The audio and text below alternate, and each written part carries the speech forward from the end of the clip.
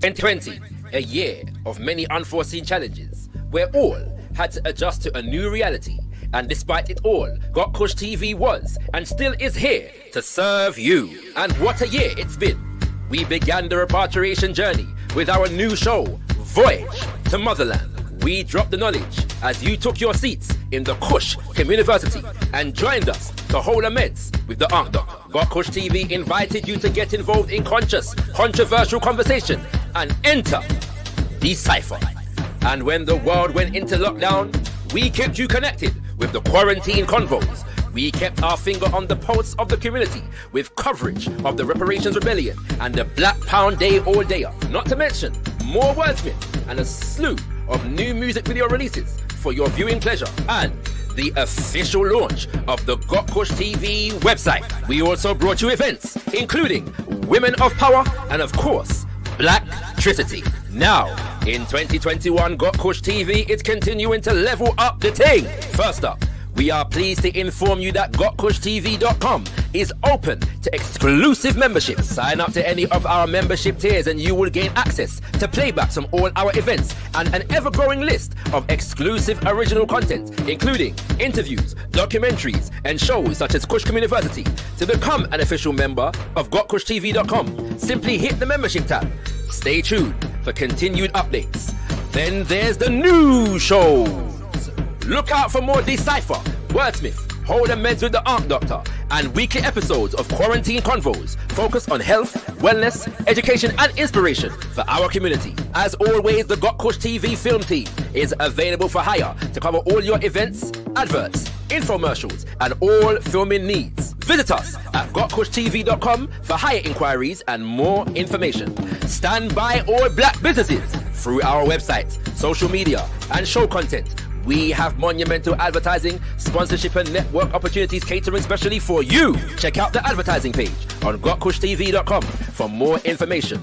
Got Kush TV is in full flight to join us for the ride. There's 4 things you can do. Subscribe to our channel. Hit that bell to make sure you don't miss a release. Join us on all social media and hit up gotkushtv.com to subscribe to our mailing list and sign up to become a Got Kush TV member for exclusive opportunities in the near future.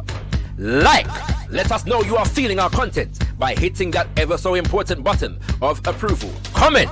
We want to hear your feedback on everything we are putting out. So make sure your presence is felt in the comment section. Share. Spread the word by hitting that share button and exposing your circle to the magnificence that is Got Kush TV. We are looking forward to building with you throughout 2021 and servicing you with high quality black media production. Got Kush TV. Beyond discussion, beyond debate, we put the power in black media. Quarantine Convos. Enjoy weekly discussions with people from around the world assisting us in dealing with this normal, mentally, spiritually and physically. We feature nutritionists, psychologists, therapists, personal trainers, home educators, legal experts and more, bringing you all the information and inspiration you need. Check out Quarantine Convos every Thursday from 7 p.m. live on Got Kush TV.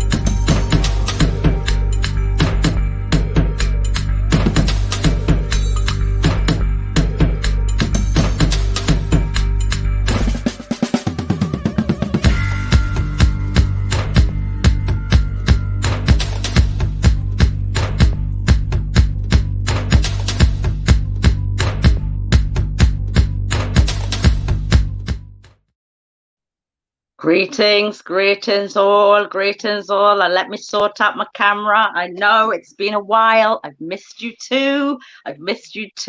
We're back. Welcome. Now,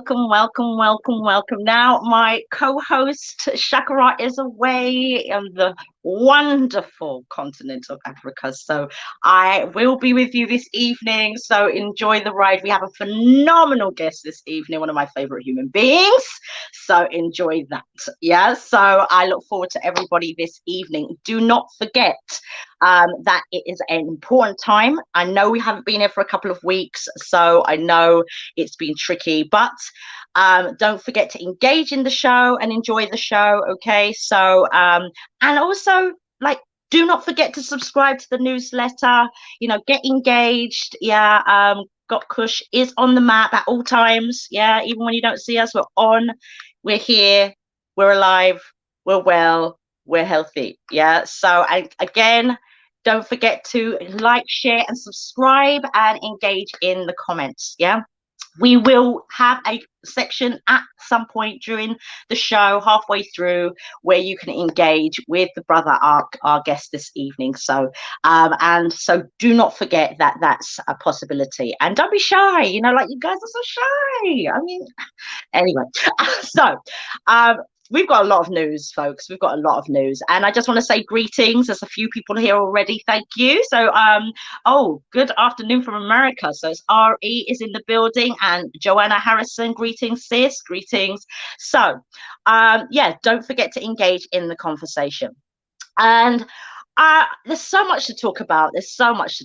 I don't even know where to start. Yeah, I literally feel like a news anchor today. Yeah, I do. I went through, like, okay, what can I miss out of our sharing today? Yeah, because there are a lot of things that have happened, and we can't, I did say last time when we were engaged in the last conversation that, I'm interested in the football. I love the football. I do. I'm really, like, don't call me when the football's on. That kind of person I am. And the tennis, like, don't do it. Yeah, you won't get me. Okay, you won't. And so the football was a moment. Yeah, and I'll get to that in a minute, and I'm sure it will come up at some point. But before all of that, yeah, I think we've had some floods. For those of you who are in the States, we've had some floods down in West London, some big old floods just after the football, like as this is a cleanser police for. Yeah, so but some serious news. Yeah, so we've had the Haitian president who has been assassinated. Yeah, and there's links to the fact that Miami are involved and others are involved. And let's not forget that Haiti had an asteroid some time ago, and they have minerals there. They also have the fourth largest US embassy, which is probably where they'll be putting their plundering. So yeah, there's that. So that is a concern for our community right now. South Africa, Jacob Zuma has given himself up in terms of he's been arrested on corruption, and so there is anarchy at the moment over there. There is looting, all sorts of things. So do check these things out. I'm just literally gonna just breeze through the news right now. Yeah, this is no, this ain't CDs and all these kind of CNN. This ain't it. Yeah, so forget it. Yeah, so but we've had. But what's interesting about South Africa, what's going on in South Africa, I don't know if anybody saw this, but a little while ago in a village, yes, some unidentified stones were found in a part of South Africa. And so now there's anarchy all over South Africa. And I think that's kind of interesting because people just went there and they found it and they dug it up. And, technically there's a possibility that they could be diamonds. It's quite likely. So I'll just leave you lot to work out the dots on that one. And then we've got Cuba. Yeah, so Cuba, it's popping off in Cuba at the moment. There is anarchy over there. There's civil unrest where they've shut off the internet. There is a lack of medicine, and there's a food shortage. Yeah, we've got a lot going on over the world. Yeah, so let's not think that this tiny little island is all about that. Yeah, because it's not. Okay, so the football. Yeah. Okay, I do have to go there, yeah, and And I saw a lovely post. Yeah. Like, let's just remember that lions are from Africa. Yeah. So, and the post went, lions are African, not English. Put pigeons on your shirt in future. Yeah. I'll say no more about that. But we all saw it. A beautiful game, tough game. Well, we saw what happened. We saw what Italy did and how they tried to drag up Saka and all these kind of thing there. We saw all of that. Yeah. And technically he should be sent off, but he wasn't. Yeah. Anyway. Yeah, we know. And we have to remember that these young people, you know, they're young, you know, they put the responsibility on the shoulders of our young people. And imagine putting that responsibility on a 19-year-old. I mean, it's crazy. And, you know, for me, it feels like they threw them under the bus. They would be too coward to take it. You know, Southgate has already lost goals before. He lost penalties before. We know that. Yeah. And as much as he's being supportive, I don't know how he made those choices. Yeah. So I'm not saying that they were wrong to make, you know, they were wrong. The boys were wrong. Of course not. Yeah. They did their best. And you know what? We should praise them. Absolutely. But you know what? Don't put that kind of pressure on them and then let them just take the fall. Yeah. While everybody just stands back. So I'm not keen on that. Yeah. People be defaced, Rashford's mural, all of these kinds of things. But you've got some wonderful people in the world who have come along and taken a look at that stuff and said, absolutely not. You know, we love the guy. And it just really tells you about it tells you the state of mind of this country. You know, they're all talking about, you know, they stoke the fires of racism and then they get disgusted when it happens. Yeah. And so, you know, Priti Patel, she's nowhere to be seen. You know, the England team, they have not, they refuse to go to number 10 and have a sit down, you know, a post-match sit down, which they would have perhaps had before. So there's all of these kinds of things that have gone on with it. So, you know, our love is for our boys, our black boys. And look, I'm just saying this now, clearly. Look, our young people should know, yeah, that this country is racist, yeah, regardless of any report, yeah. So therefore, when you're looking at each other and you're giving each other this eye and trying to get each other in an engagement of drama, just know that there are people who dislike you more than you think you dislike that person that you're looking at, yeah. Because at the end of the day, you've got a greater enemy out here, yeah. They love you when you perform and they don't want nothing to do with you, though you got them after 55 years, you got them to the final. I'll say no more. Yeah, I'm just about to leave it there because I could talk about football all night. Yeah, so I'm not. Okay, so, but I did see this post, which I thought was really interesting as well. I thought this tickled me. Yeah, Rashford, Saka and Sancho were sent by the ancestors to sink the colonizers. They understood the assignment. I'll leave it there. Yeah, I'll leave it there. So, on that one. Now, while they've been doing the football and, you know, getting engaged in all of this, they've been doing all sorts of bills and creating all sorts of bills under the radar. Yeah, you've got the protest bill that they've got.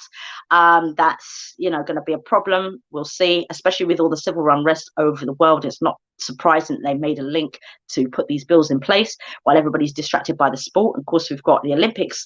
I love the Olympics too. You've got the Olympics coming up from Friday. But also in the field of childbirth, which I come from, they have interestingly come up with nice guidelines. Now, those are the powers that be when it comes to medicine. And they have recently come up with a new guidance for induction, which is to induce labor. And anybody who knows, in October, I did a presentation speaking with Got Kush, speaking about the importance of this very thing where women were dying in childbirth, 5 times more likely to die in childbirth, women of color. So instead of dealing with the problem, what they've done under the radar, yeah, whilst all of this has been going on, they've just put this through, yeah, and you know, if you've had no real support to really see this this document. So what they've done is they've created a situation where now, instead of dealing with the situation properly, and I'll read it to you just briefly, yeah. So it says, while the committee made the recommendations based on their knowledge and experience, the committee made recommendation on the advice that should be provided to all women in early pregnancy about the process of inducing labour and the impact that this may have on their place and mode of birth. Remember I said mode of birth, yeah, place and mode of birth, right? Okay, so what they're actually about to say here, yeah, is the committee were aware that certain groups of women may be at higher risk of adverse events with prolonged pregnancy, and that these women may benefit from early induction.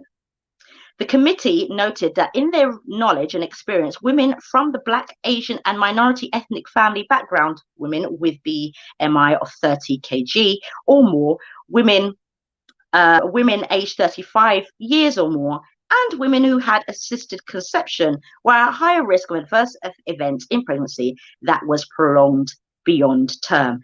Yeah. So what they're basically saying is that they're going to look to start inducing Black women. Yeah, that's code for let's induce them early so we don't have litigation. Yeah. And so and if they are introducing that 35 weeks when a baby is 40 weeks to term, that means that most women will be having an issue if they want to have a home birth. Yeah. Email me if you want a home birth. Yeah. Bunda. So, okay. So, moving on, all right, let's go to the comments because I'm popping off on here. Yeah. Give thanks, AGA Tours, Rise Up Sis, thank you so much. Let me put some comments, I'm going to flash you guys up. Yes, so thank you so much. Give thanks. Looking forward to this one. We've got David, thank you so much. Mansuri, looking forward to this one. I'm glad. Yeah. From London, locked in from Brazil. Oh, fantastic. Well done. That's fantastic. Great. And so we've got Jen in the building. We've got V Hales in the building as well. So yeah, keep the conversations coming. We will. Yeah. Okay. So let me move on because our guest is a phenomenal human being, and you're going to listen, get your pen and paper, you know. God, this brother's a serious brother. Yeah. He's one of my favorite human beings. I've known him a long time, nearly close to 20 years. I was so glad to get him on the show. I tell you, I was like, okay, this is it. Yeah, let me pin this guy down and let get him on the show because I love this brother. Yeah, he's a bit younger than me still, but he might as well be 90. Yeah, because his brain. Nothing like a brother with a brain. Fantastic, wonderful human being, and so humble and so powerful. Yeah. You know, I've known him so long, and you know, he's always been there in different ways, and so I feel blessed and humbled to have him on this evening, to be fair, actually, if I'm honest. Yeah. So let me tell you a little bit about this brother. Yeah. If you don't know him, if you haven't heard from him, you're about to know tonight. Yeah. So let me just pop this off. Okay. So just here. All right. So this evening we'll have a brother called Albert Johnson. Now he's a transitional coach specializing in empowering individuals, communities, and organizations in strengthening their commitments to their vision of vitality. From these commitments come action that produce powerful results. Albert Johnson specializes in raw food and plant-based cuisines, transformational and emotional healing. As a transitional coach, Albert adds a unique dimension to the coaching in that he is masterful at assisting the revelation of the very core interpretations and beliefs that create limitations and bottlenecks, especially in the arena of health, nutrition, emotional body, and vitality. He provides individuals with direct lived experience of the reality they have created in order to empower them to shift their current paradigm to make way for what is desired. Transitional coaching is results orientated, generative in nature, and requires clients to practice being accountable for what occurs in their lives. As a transitional coach, he empowers clients to transform their perspective, shifting paradigms to include more, which allows an expanded repertoire of possibilities to exist. For example, being, doing, having, instead of the traditional approach of doing, having, and being. So we're about to find out this brother's beautiful mind this evening. Yeah, so be ready in the wings. He's there in the wings. And I just want to, as we do, go to a proverb. And the proverb this evening is very small, simple, yeah, but fitting. Yeah. He who learns teaches. Yeah. So with that, I enter this evening Albert Johnson. Good evening, my brother. How you doing, sis? That intro. Greetings. I need to record that intro. I need to record that intro. Yeah, I need to record that intro and have it as a soundbite. I'm gonna be listening to that as my affirmation, you know, when I wake up in the morning. Give thanks. Don't worry, you can watch this back. It's all good. Yeah, man, that was beautiful. Oh, bless you. Beautiful. So finally, come on. This has been a long time coming, isn't it? It's been a long time coming. I know. So I know that most people don't know you. So I have the pleasure of knowing you and of knowing you a long time, like close to 20 years now, right? Yeah, long time. Yeah, you were in your teens. I think I met you. Yeah, them times there. Yeah, long time. So I'm still in my teens though. Sorry? I'm still in my teens though.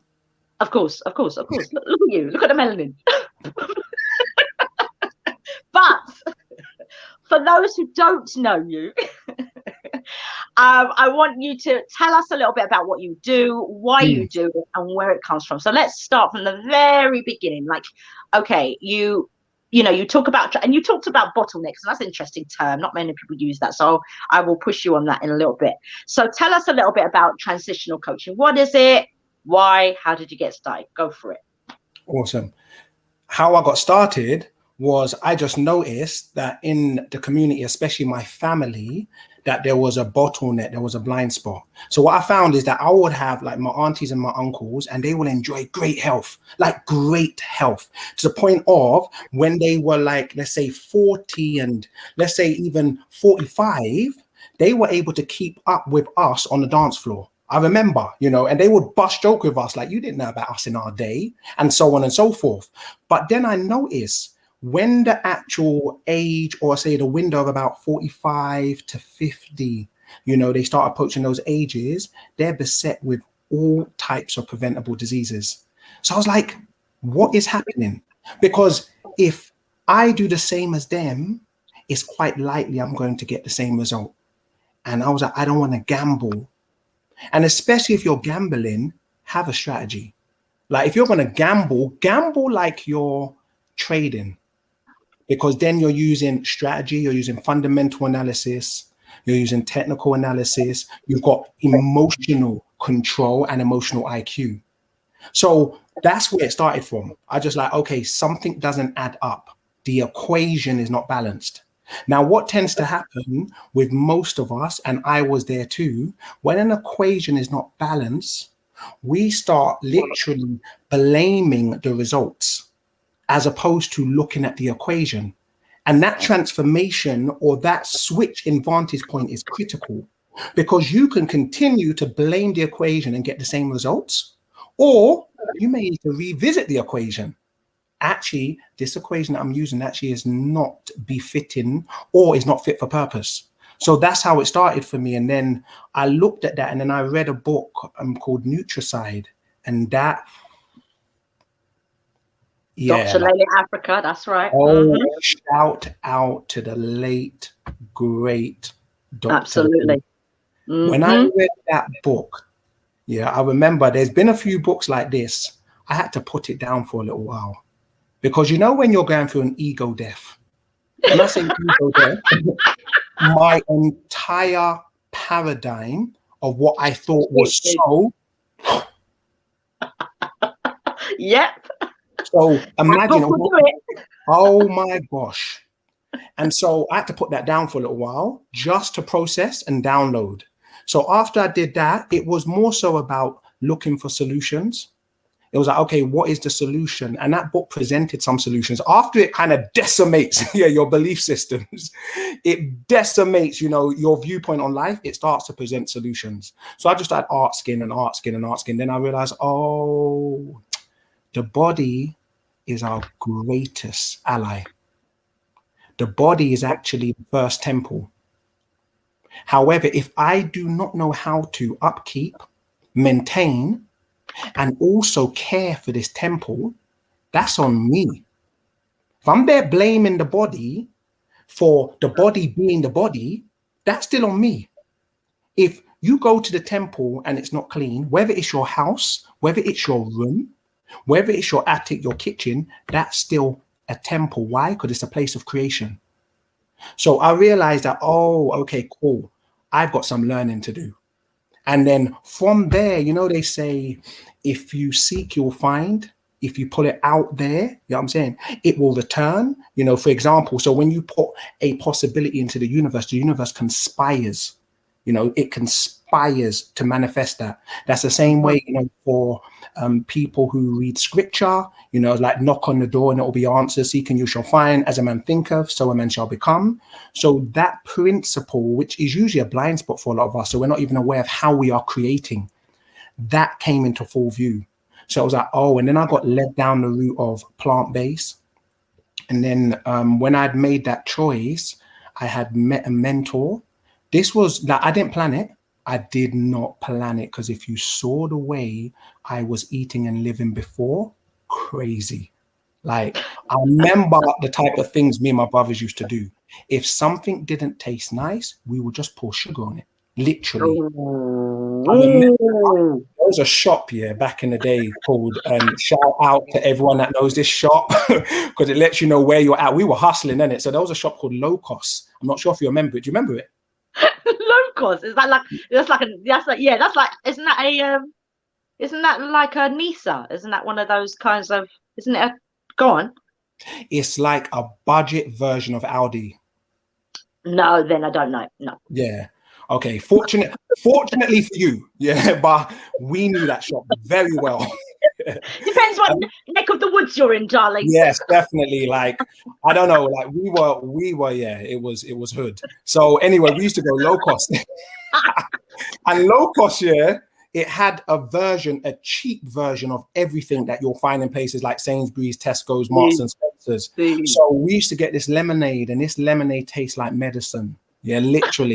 And the reason it tastes, I know the audience knows this, you know, you get those drinks that taste like medicine because they put so many artificial sweeteners in it. Literally.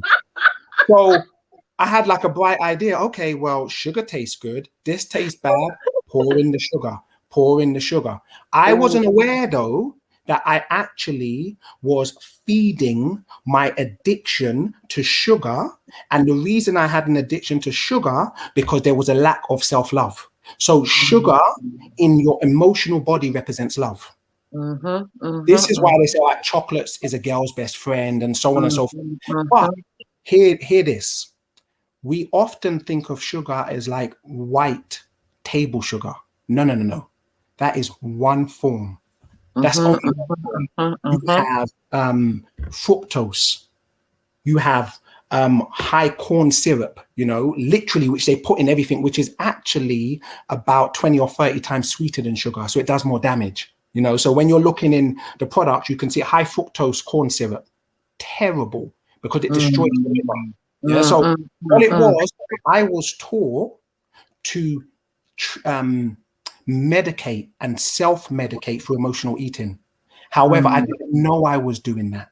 It was a survival mechanism because I saw all the adults doing it. It was just second nature for me, you know, and I didn't know I was suffering from lack of self-love. I didn't know that, because why?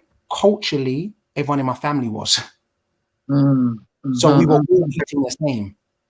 Yeah. So anyway, Low Cost, put that aside. Yeah. We then came up in the world.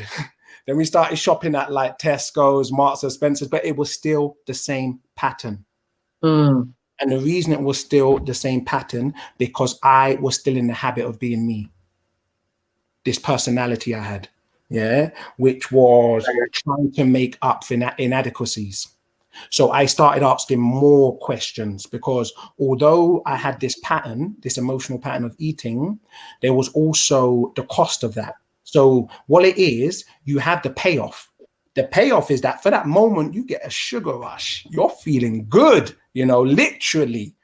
However, the cost is that when that sugar drops, you are feeling depressed, stressed, tired, fatigued, all of those things, and then some. So now you're going back to get a sugar rush, get a Bacardi Breezer, you know, have a pancake, have this, have that. And sugar doesn't just show up in terms of white table sugar. Sugar shows up in carbohydrates because it breaks down to sugar. So I didn't know that. That is only something I've really started learning in the last maybe 3 or 4 years. Carbohydrates breaks down to sugar. So and most I suppose that's, you know, when we talk about slave food, yeah. Right. And, you know, I mean, sugar has become is a big thing in our community. It's always been a big thing. And you can just take it back to slavery and the sugar plantation. Yeah. But also when we're talking about starches, carbohydrates, Come on. a lot of us are heavily on carbohydrates. One of the reasons why we got high diabetes in our communities. Sis, you're rushing ahead. We're going to get there. We're going to get there. Come on. These people are advanced. You don't have to give them the basics. They got this, man. Go in, yeah. Don't give them the basics. All right. This is the advanced level. Yeah. We're going to get there. So, but right, you're absolutely right. Yeah, that makes just perfect sense. Go ahead. Just to bring it full circle is I was an emotional eater, and I had been an emotional eater from the age of 8 and probably longer. I didn't know that. I did not know that. Food was used to medicate, you know, the inadequacies in life. This is generally across the board, and this is not even specific to a race. This is a human condition. But races that have had the most collective trauma, you see the trait in them like magnified. So I then started asking questions. You know, you ask questions, the answers come. However, are you vulnerable enough and present enough to embrace the answer? You know, there's a saying like, it's not about, they said the challenge is not even answering the question. The challenge is facing the answer. Absolutely. You know, absolutely. Like facing it. So anyway, I went down the plant-based route. Then I thought I was there. I was like, okay, cool. Well, I used to wax off chicken, you know, McDonald's and Pizza Hut was a treat, literally. This is how we had it. So it was something that we used to kind of look forward to. Oh my gosh, Friday, can we get a little bargain bucket? You know, or back in the day in Pizza Hut, there was, if you go to Pizza Hut before, let's say 2 o'clock, there used to be a buffet there, you know. So me and my brethren. I remember that. I remember. You know, you need to know all these tricks, isn't it? Rush down there before 2 o'clock. Come on, man will be bunking school. Yeah, I'm saying to go to the buffet because you can eat all you can, you know. And then also, they're not putting the best pizzas out. They're not putting stuffed crust, you know. They're putting like, you know, flat pizzas, which are better than the stuffed crust now in terms of health, but that's what they'll put in there. So anyway, it was a treat to have junk food, you know. And then a lot of the food I was eating was frozen food. So when I got to a point where I was plant-based, I was like, I have arrived. You understand? Arrived. Only to realize there's another level. So, oh my gosh. Always another level, always. Layers. Yeah, you know, there's a saying, you know, trust the process. Trust the process. And then also understanding, actually, it's not about the destination. A lot of us have destination addiction. When I get there, then I'll feel like this. When I do that, then I feel like, then you get there and it's not even the feeling that you're looking for is not even in, you know, that particular destination, that environment. And then now you're disheartened, you're bewildered. Then you get addicted to another destination. No, it's all beautiful. The destination is there just as a catalyst to actually trigger the process of rites of passage. And this is what this life is. Life is one big rites of passage. To what? I don't know. Some say it's your becoming. Some say it's your evolving. Some say it's returning back to what you once was. All of that. So when I went to plant-based, I thought, oh yeah, I'm cool now, I'm there. And I realized, nope, there's another level. So then it took me all the way to raw food. And I was on raw food for like 10 years. And that was my thing. And then in the raw food arena, when I started off, it was one of my mentors. I saw him and that gave me the possibility because I knew I wanted to do it. But I was like, no, I've got to move back to the motherland to do it. I've got to grow my own food, la. So I had all this resistance and excuses in the way. And then when I met him, just the mere fact that the example was standing in front of me, I knew it was possible.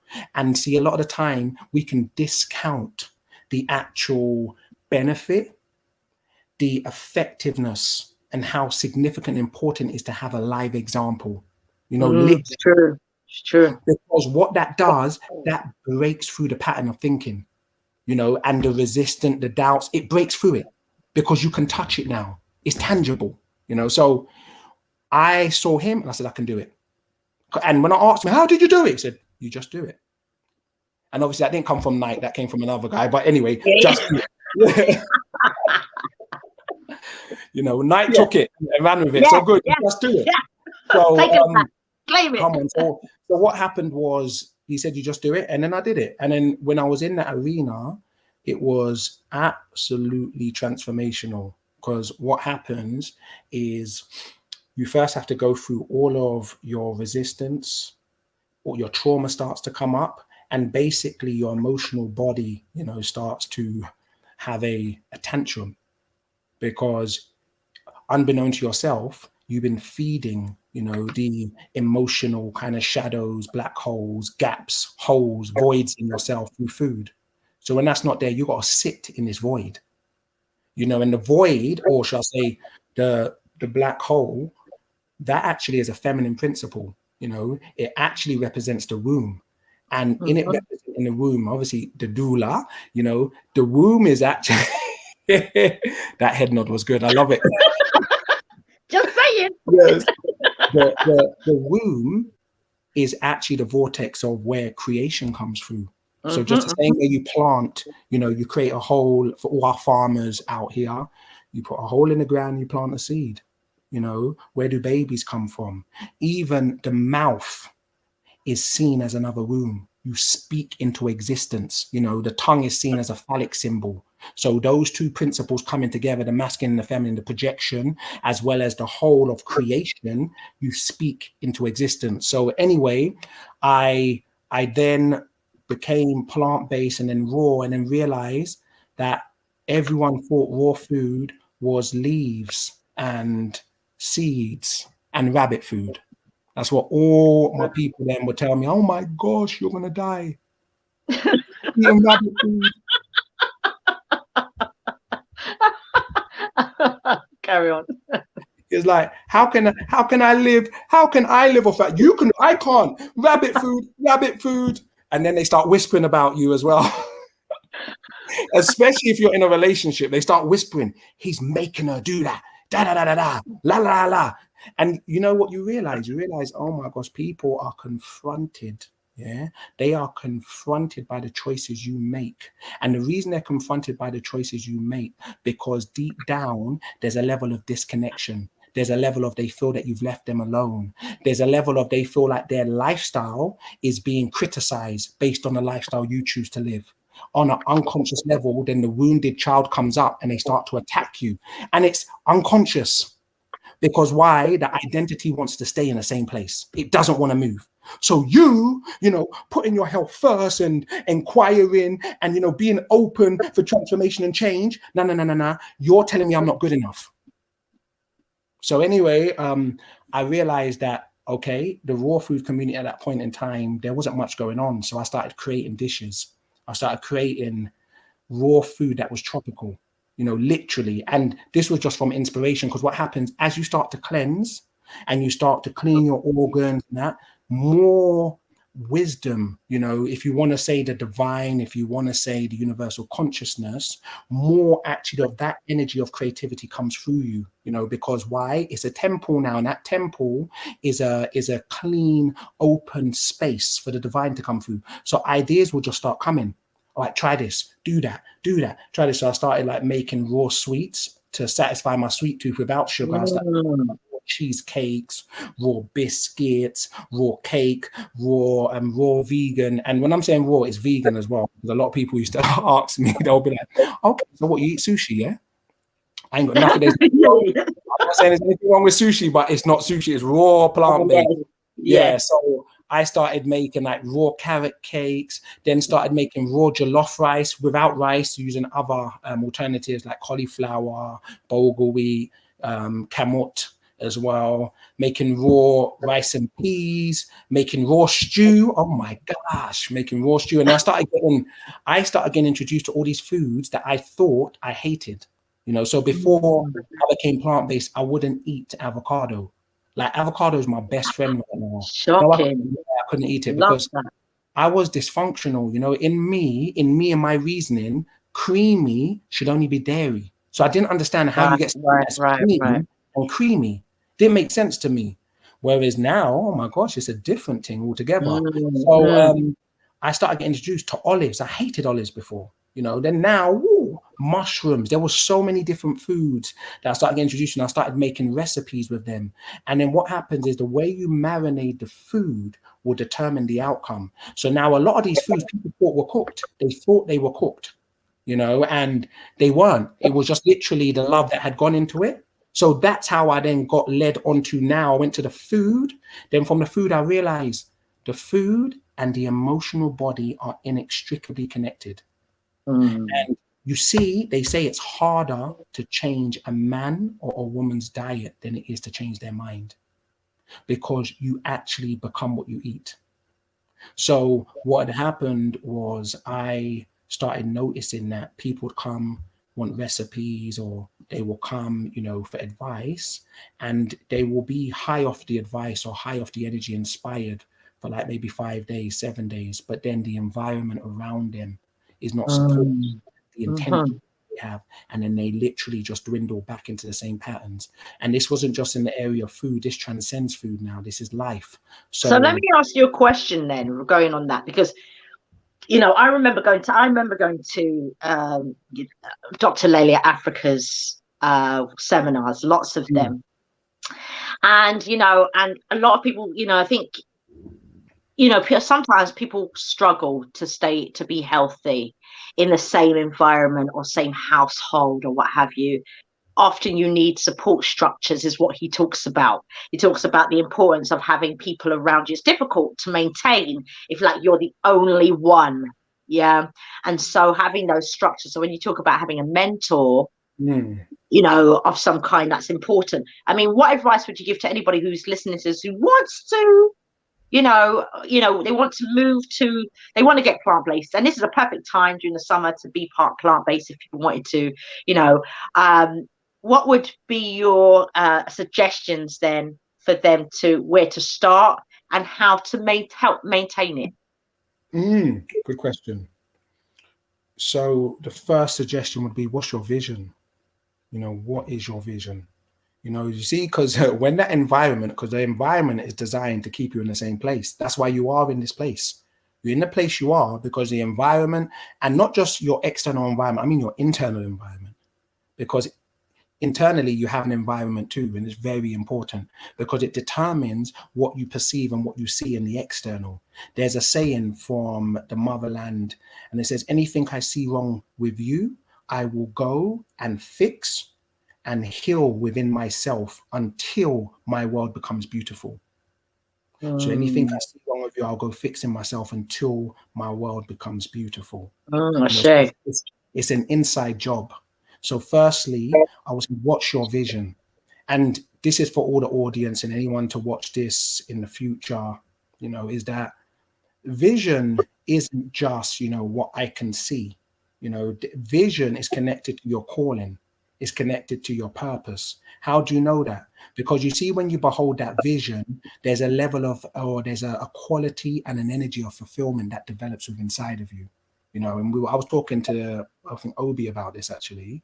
You know, the fulfillment you get is priceless. Now, it doesn't mean you need to have your whole vision mapped out, but at least know what a pixel is.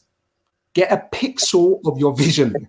Literally, because as you actually start on the quest to get in there, you're going to transform, because the mind that created the problem will not create the solution, and the solution is not at the same level as the problem. So your vision, that's the first thing you do. What is your vision? What do you want for your life? What do you want for your generation, your posterity, your forebears? You know, the Japanese in their businesses, and this is a tradition that they have, they plan for 500 1,000 years. So imagine the people who are working in these businesses that still carry on with that culture, they are actually a possibility that was invented 500 years ago. You know, like the saying that you are your ancestors' prayer. So, what it is, get your vision. That's the first thing you do. Have your vision. and then be prepared to let go of who you are in the process of becoming that vision. The rest is going to show up, because I can give you tactics, but the rest is going to show up, and it's not one size fits all. Like when I'm doing holistic health scans, 2 people can come from the same mum and same dad, and one person can just about tolerate carbs and the other one can't. But you're giving them the same food. One person has an issue, the other one has a subclinical issue. You know, literally. Be like, but why is this? My family have always lived off of this. Was that choice? Was that nature? Was it nurture? Mm-hmm. So yeah, vision, and then be prepared to let go of who you are in the process of actually establishing and becoming that vision. Fantastic. So I've got another question, so let's talk a little bit about your transitional coaching. Tell us a little bit about that. Okay. So yeah, that's actually going to lead up to how I was going to finish that introduction. So good. Let's keep it organic. Don't worry. No planning necessary. Yeah, no, that's not planning. I was going to literally go on to transitional coaching. So there you go. Time it. Yeah. So with the transitional coaching, it actually was birthed out of what I noticed that was going on with people who would come for advice, whether it was friends, family, and clients. I noticed that there was an element of their healing that wasn't being addressed. And then I started asking more questions, and then I started noticing for myself, and then even my mentors I haven't even met, and then different practitioners were all saying the same thing. Like, nutrition will only take you so far. And nutrition is fantastic. It's awesome, but it would only take you so far. It's not the whole staircase. Then I start asking questions. So what's next? Well, your emotional nutrition, your emotional IQ, your emotional body. There's no getting around that. Because you see, like when you go and do Vipassana, you come face to face with your emotional body, literally. So for anyone who doesn't know Vipassana is like a 10-day meditation. It's a silent meditation where you don't speak to each other for like 10 days. You don't even look at people for 10 days. Yeah. And you go in and it feels like you're there for a month, and the meditation, you have like a series of meditations. You do about, in total, over a 10-day period, you do about 40 hours worth of meditation. Yeah. So it's very powerful. So carry on. Yeah. See, even calling it a retreat, boy, that's good. For me, when I done it, I was like, yeah, this is a retreat. Then no, it fast became a boot camp for me. It was an emotional boot camp. With no boots. Yeah, but it was an emotional boot camp. So it was definitely one of the greatest things I've done, and I will be doing that for the rest of my life, because there's levels to it. But what happens in Vipassana, you come face to face with your emotional body. So there's a distinction. And what I mean distinction, you know what you are and what you are not, and you come face to face with that. And then coming face to face with that, you start being aware of all, they call it sankharas. If you were, doing another school of thought will say engrams. Another school of thought will say trauma, whatever school of thought you're from, it's these moments in your life where there's trauma, there's an impression, there's an imprint left in you emotionally. And, a lot of us, we try and knowledge it away. There's no knowledge in it away, because it's actually much subtler than the arena of the mind, so you're dealing with the emotional body. So that comes up. So when I done Vipassana, a lot came up for me, stuff that I'd forgotten. I was like, whoa. And I was like, this is just the basics. It's a tip of the iceberg. You know what I'm saying? So people will come and feel like, oh yeah, I've done it all. No, it's the tip of the iceberg. So I realized what else is there. So then I started noticing it within the food choices that people were making. People will start off so well and then dwindle. And I used to get a lot of the same story, variety, my lifestyle doesn't permit it. I have children. There's so much. And what happens, like the saying, the man who has no time for his health will soon have no time for anything else, and the people I speak to, they're aware of this, but they were so addicted and locked in because on an emotional level, they hadn't dealt with the trauma and haven't dealt with whatever event created these patterns. So that's how the transitional coaching started. And now also realize when you step on to the path of, let's say, healing, and you're like, oh, I want to heal this, that is actually rites of passage. That is actually rites of passage. A lot of us, when we think of rites of passage, we think it's just cultural. No, it's not. Rites of passage isn't just cultural. It's also a life experience. So rites of passage, for example, going from one place emotionally, in your frequency to another.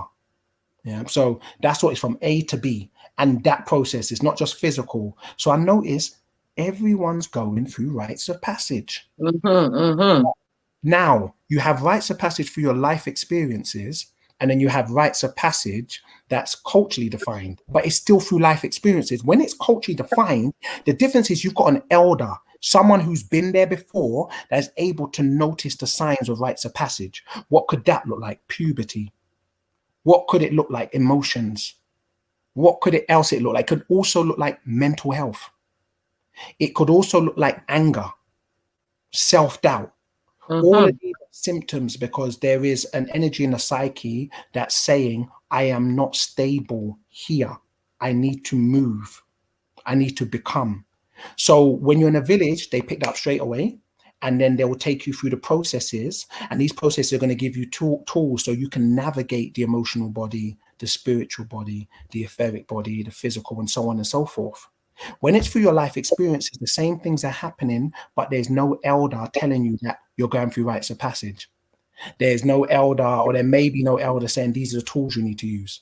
So what happens, a lot of people, they get stuck or fall into the gray area for the rest of their life. So they will stay emotionally 5, but be 80.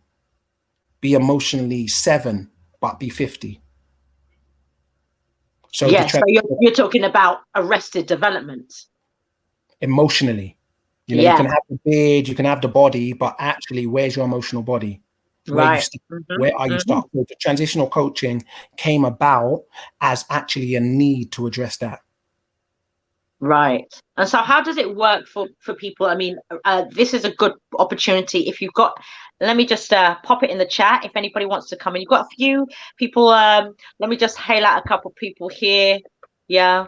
You got T'Chaka, Abeng, Wagwan family. You've got Seymour. Let me just, my dear brother. Thanks, Doc. You might know that person. Now, someone, you've got a lot of fans, don't worry. I'm sure. And now, somebody has said, talk the Babaloa, Babi brother. I know who that is. I know you know who that is. Come on, cultivating. So give thanks. Yeah. So I am going to open up the discussion. So, you know, don't be shy, especially those who know you. Yeah. If you want to come in, I can invite you in. This is the link. So I'm going to pop it in now. Oh, what? So they can actually come in. Yes, they can, and they can come into the live with you. Come in. Come on. So don't be shy. If you feel like you want to, just let me know, and you will pop up on my screen, and I will let you in. Come in. Even I don't even say don't be shy. Be shy and still come in, because that's what I would want to hear. Because there's been many times people invited me, and I've been running be shy and come in. Go beyond yourself. Come on, you got this. So, but I think this, because you talked a little bit earlier, and about the ways in which to manifest and how things get orchestrated, and as you move through your transition, things will show up. When you're talking about health earlier, you'll say, having the vision, and the rest will show up. And it reminds me of that word that, and I came across this word maybe about 2-3 years ago. I love this word, pronoia. Yeah, and pronoia is the opposite of paranoia, and pronoia it means when the universe is co-conspiring with you to get what it is that you want. I like that. Say it again, please. Love that. Pronoia. Yes.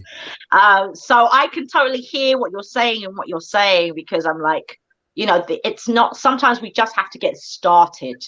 Yeah. Sometimes it just means, like you're saying, having that tiny little moment, just having that. And literally, you really, I think that's really important, because often when we think about our health, you think about our health from, okay, it's just about me or my direct family. Yeah. We don't think generationally often about health. Like, your grandchildren, your great-grand, when you're not here to see them in their health. Yeah. Come on. And that's what we kind of need to get to. Yeah. Like, you know, away from, if you like, the slave food, if you like, yeah, you know, where, you know, you are changing your, you know, your cellular, yeah, structure, your molecular structure, if you like, for generations to come, you know, because look, let's face it, there's a war coming. If we're not in one now, there's a psychological war, and there's a war coming. Yeah, sis. And our children need to be strong enough for it. Go ahead. It's coming. I would definitely say it's not coming. I would definitely say it's here. It's been here.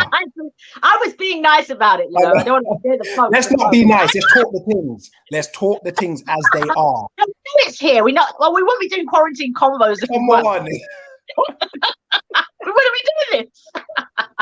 But ultimately, you know, we also, you know, and I spoke a little bit about all the things that are going on across the world, so we can start to see that there's a pattern forming. I love to watch patterns forming, and you can start to see that with these patterns forming, we're gonna have some challenges to come. So we have to be ready, and we have to be in our health, in good health, to be ready. Yeah. AGA Tour says words sound power. Yes. That is Auntie Angie. Shout out to my auntie. Hey, shout out to John. Shout out to Moore. Shout out to Jen.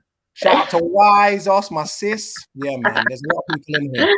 Shout out to David, my brother from Brazil. He's all the way in Salvador in Brazil. Oh wow. Yes, we had someone earlier. Oh, King's Speech. We got another here. Hold on, give me a sec. There you go. Somebody you know. Yes. Possibly. Come on. Shout out. Dear Brandy Carrier, King's Speech. Yes. So listen, I think it is important for us to know, you know, these conversations, we're having these conversations for these times that we're in. Yeah. I love that. That's Sister Isasha. Come on. Yeah, no, I was just about to say that. You know, she doesn't mince her words, innit? She's like, come on. Let's roll up our sleeves. Come on. Let's go get dirty in here. So I think it's really important. I think these conversations, we have to start thinking long term. Yeah, long term health, generational. Often we have these conversations about generational wealth, and they are important and they are necessary. But we don't have conversations for generational health. Oh, mic drop. How no, beyond mic drop, that's blow up the stage. Yeah, blow up the venue. That just came to me. And blow up the venue. We don't actually have those conversations. We can't even imagine, you know, we know it's a psychological thing. We know it's a cultural thing. We know that we're, you know, a lot of us may be living from paycheck to paycheck and living from day to day, hand to mouth. We recognize that. But from the bigger picture, and I think if we learn something today from what you're saying about having that seed, because often, you know, when you want to get into health, you're like, okay, I've got to have this in place, you have all your ducks in a row, and you know, and you fall off the vision very quickly because all the ducks aren't lined up. And I think it's important for us to, you know, recalibrate and recognize actually having that vision. You're carrying, you know, we are carrying a light. Yeah, we're carrying a, you know, anyone who's sitting on this at the moment, yeah, is that healer in their family, this generation. I would say there's one healer in every generation. Go ahead. Yeah, you are snapping like a hip bone, as my bro John will say. That's cultivating's line, so I just had to use it in it because it's befitting. So everything you're saying is on point. Just to add, is that when you look at the actual science or the order, because they say so before the term science, there's always been order, you know, and this is why if you look in martial arts or you look in the indigenous tribes, they would literally emulate the order in nature. And as they emulated the order in nature, they were able to utilize the principles and the energy. We call it magic now, you know, but they just understood that these patterns, if you emulate them, there's going to be a result. So what it is that what I notice is that within the family setup, because there's an order to family, there was always a healer. A healer will manifest. Absolutely, 100%. What happens is when you have a healer within that family, their job is to take care of the health and the holistic health of the family, the well-being, you know, and they never used to cut things up and be like, okay, we'll deal with your mind in a counseling chair, we'll deal with your spirit in a church, we'll deal with your nutritional health with a nutritionist, we'll deal with your biological health in hospital. They never did that, you know, because they could see the correspondence and how it all was interrelated and interconnected. Now, when we gave up that power, because we gave up the responsibility to now a stranger whose job is to earn, you know, from peddling, you know, drugs or peddling chemicals, what happens is now the well-being of the family goes out because there's a conflict of interest. So this isn't an opportunity or even a catalyst to get angry. There's no need. You know, we just kind of have to understand what the playing field is. And when you understand what the playing field is, you understand, okay, this is what I can use when I'm here, and these are tools I can use when I'm there. You're not going to go use a spanner to do the job of a screwdriver. And it's about making that distinction. Absolutely. I think when you have to allow everyone, when in these types of dynamics, you have to allow the people around you, a community around you, to make this happen. Yeah. You know, we talk about health, and sometimes we, you know, part of the reason why I think our health, we maintain, not all of us, obviously, but in our community, we maintain poor health at times. Yeah. Simply because we don't have that support, that structure, and there's not enough education around it. Yeah. You know, we think, okay, you know, if we can't do it all, we can't do it at all. Literally. Yeah. And I think it's baby steps. We know a lot of us were raised on sugar. You know, you know, we were all raised on, you know, a lot of us were raised on white sugar. Yeah. That was kind of like, that's just, you know, that's standard. Like, where's the sugar? You know, if you can't find anything, people used to have sugar. I remember back in the days, people used to have sugar on their toast and bread and all this. That was me. Seriously, that was me. Sugar bread, we called it. Sugar bread. We were creative, boy. Sugar bread. Dry bread with sugar and butter.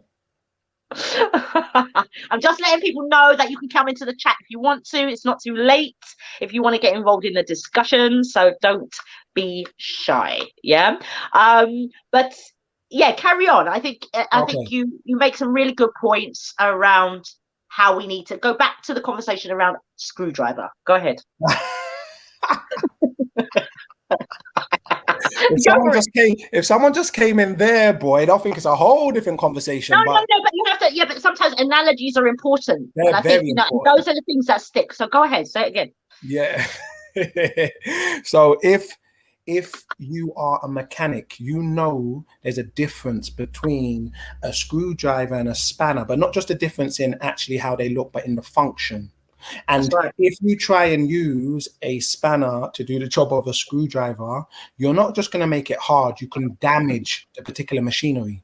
You know, however, these distinctions are just left in the arena of, let's say, practical trades, but we don't actually apply it in the arena of our life and our health and our vitality.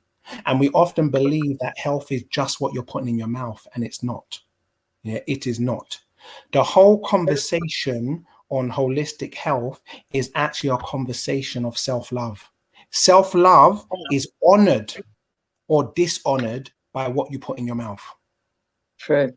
I'll say that again. Self-love is honored or dishonored by what you put in your mouth. As Davis would say, shout out to Davis, like love is just a verb. Love is a verb, it's an action. So the actions that you take are either going to be in alignment with self-love or not. And there's no blame. You know, a lot of us didn't know that we didn't know. They were blind spots. But now we're coming to awareness, or that energy within you is surging up to say, okay, you know what? I'm not going to settle for this. Honor that, you know, like honor it. Take a chance on that wave. Ride that wave, because if you keep doing what you're doing, you're going to keep getting what you've got. So when it comes to self-love, we often feel that, oh, well, you know what, like, I do love myself. That's why I'm eating lots of sugar. It makes me feel good. That's exactly how a lot of people reason it, and I'm like, all right, cool. However, have you considered this? You're using something external to make an internal phenomena. So you're using something external to try and solve an internal issue. There in itself is an issue. Why? Because what's going on inside came from inside and it started inside. What you're trying to do now is get something from outside to fix the inside issue. And because of that, you're going to stay in a loop. And that's what happens with a lot of us. We just stay in a loop because after now we've digested that rice, that beef burger with bread, that cake and so on and so forth, the feeling is still there. It comes back again. Just like when you're drinking. Well, after now you've come off of your high, the feeling, the challenge is still waiting for you at the door. Just the same way when you're smoking, you can get addicted to anything, by the way. I'm not just talking about food. You can be addicted to the TV. You can be addicted to a person. And, like one of the definitions of addiction is when you're trying to use something external outside of yourself to feel normal. So you're using external things to have a feeling of fulfillment within. They're two different realms. So when we're going back now to screwdriver, spanner, and food, like a lot of us didn't have distinctions to even navigate that realm. It's not that distinctions weren't there. They've always been there. And you think what I'm saying is not new and it doesn't belong to me. It's there. Sure. It's always been there. If you don't allow yourself to let go of being right, that's number one, because that was a big issue as well for me growing up, is being right, and this adversity to failure and being wrong, and understanding that, when a child is learning to walk, that child will drop maybe no less than 300, 400, 500 times. But that child doesn't say, because they don't have language, they don't have all the programming, they're not saying, oh my gosh, I'm never going to walk. That child continues and understands that it's a process. And you remember baby steps, from every fall, there's a great lesson, and they say Absolutely. The road to success is paved with many failures. But within our food, we kind of just want to get it right and get that beach body, just like that. I'm saying? Just like that. Get it right, and I want the beach body. But we're not prepared to go through the process of what it takes to have that summer body. So it's this thing about cutting corners, not going through the process. And so in regards to food, going back to the food is a reflection of your self-love. Absolutely. So you have a comment here, and Sasha says, we have a situation where the DNA holds the genetic makeup of our ancestors, from the eating habits to trauma. The healing that has to be accomplished in its lifetime is great. And I think, and I'm glad, that got mentioned, because in terms of, let's look at the times we're in right now. Yeah. The times we're in right now, these interesting quarantine times, that we're in. Yeah.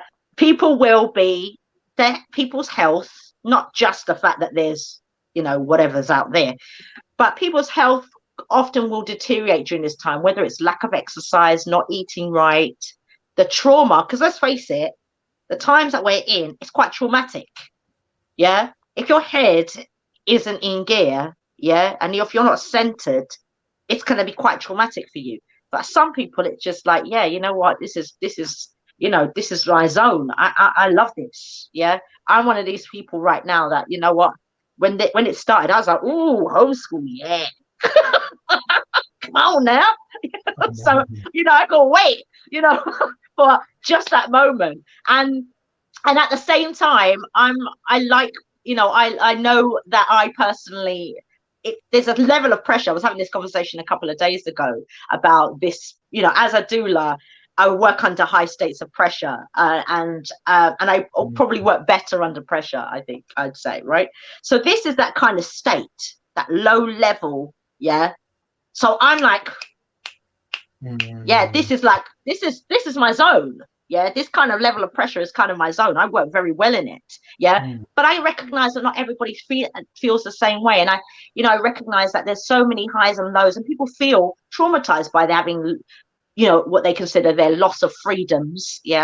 you know, especially if some people are very external, you know, they go out every Saturday night, they do this, you know, they got a routine where they go out here and they do this and do that. You know, if you've centered yourself, of course, you're not going to feel the pinch in the same way, perhaps. But it's traumatic on so many levels, and this will affect the way people eat, definitely affect the way people eat and operate right now. And I suppose it's a case of, you know, what's your thoughts around the times that we're in and how your transitional coaching can assist people with that? Good question. So I don't just do the transitional coaching, I do the holistic health scans as well. Mm-hmm. Is very critical during this period, like both of them, because the transitional coaching is about the support and the guidance of getting through the transition, the meantime, as Ayana Van Zandt calls it, you know, or the gray area, you know, where sight alone will not guide you. You know, sight would not guide you. That's actually heart space. And so what happens if you haven't actually dealt with the heart space, or your heart's been locked down, your heart's been put behind barbed wire, you're emotionally unavailable, you're emotionally bankrupt, whatever your version, we all have different versions. I had my version of it, which is your survival mode. That during this period has got thrown up into the air, like thrown up into the air. And someone could say, but why? Because what happens is when you've got to be isolated, any form of isolation, any form, what's there becomes more present. So you're not distracted from it. You now have to look in the mirror. And that's what was going on during this period, and it will still be going on. Like I've said to quite a few people, and people have said to me, what's coming up now is nothing new. This is nothing new. This is what's been there, probably even from before most of us were born. It's been there. You know, we've inherited this cultural blueprint and also a cultural debt as well. So someone like myself, you know, who you can see, I'm indigenous, Aboriginal, you know, but not just that, I'm operating here through the personality of a British person, you know, and there's nothing wrong with that, but there's also a debt, collective debt within that. You know, so now you've got this thing going on where you have a dichotomy, meaning a conflict internally.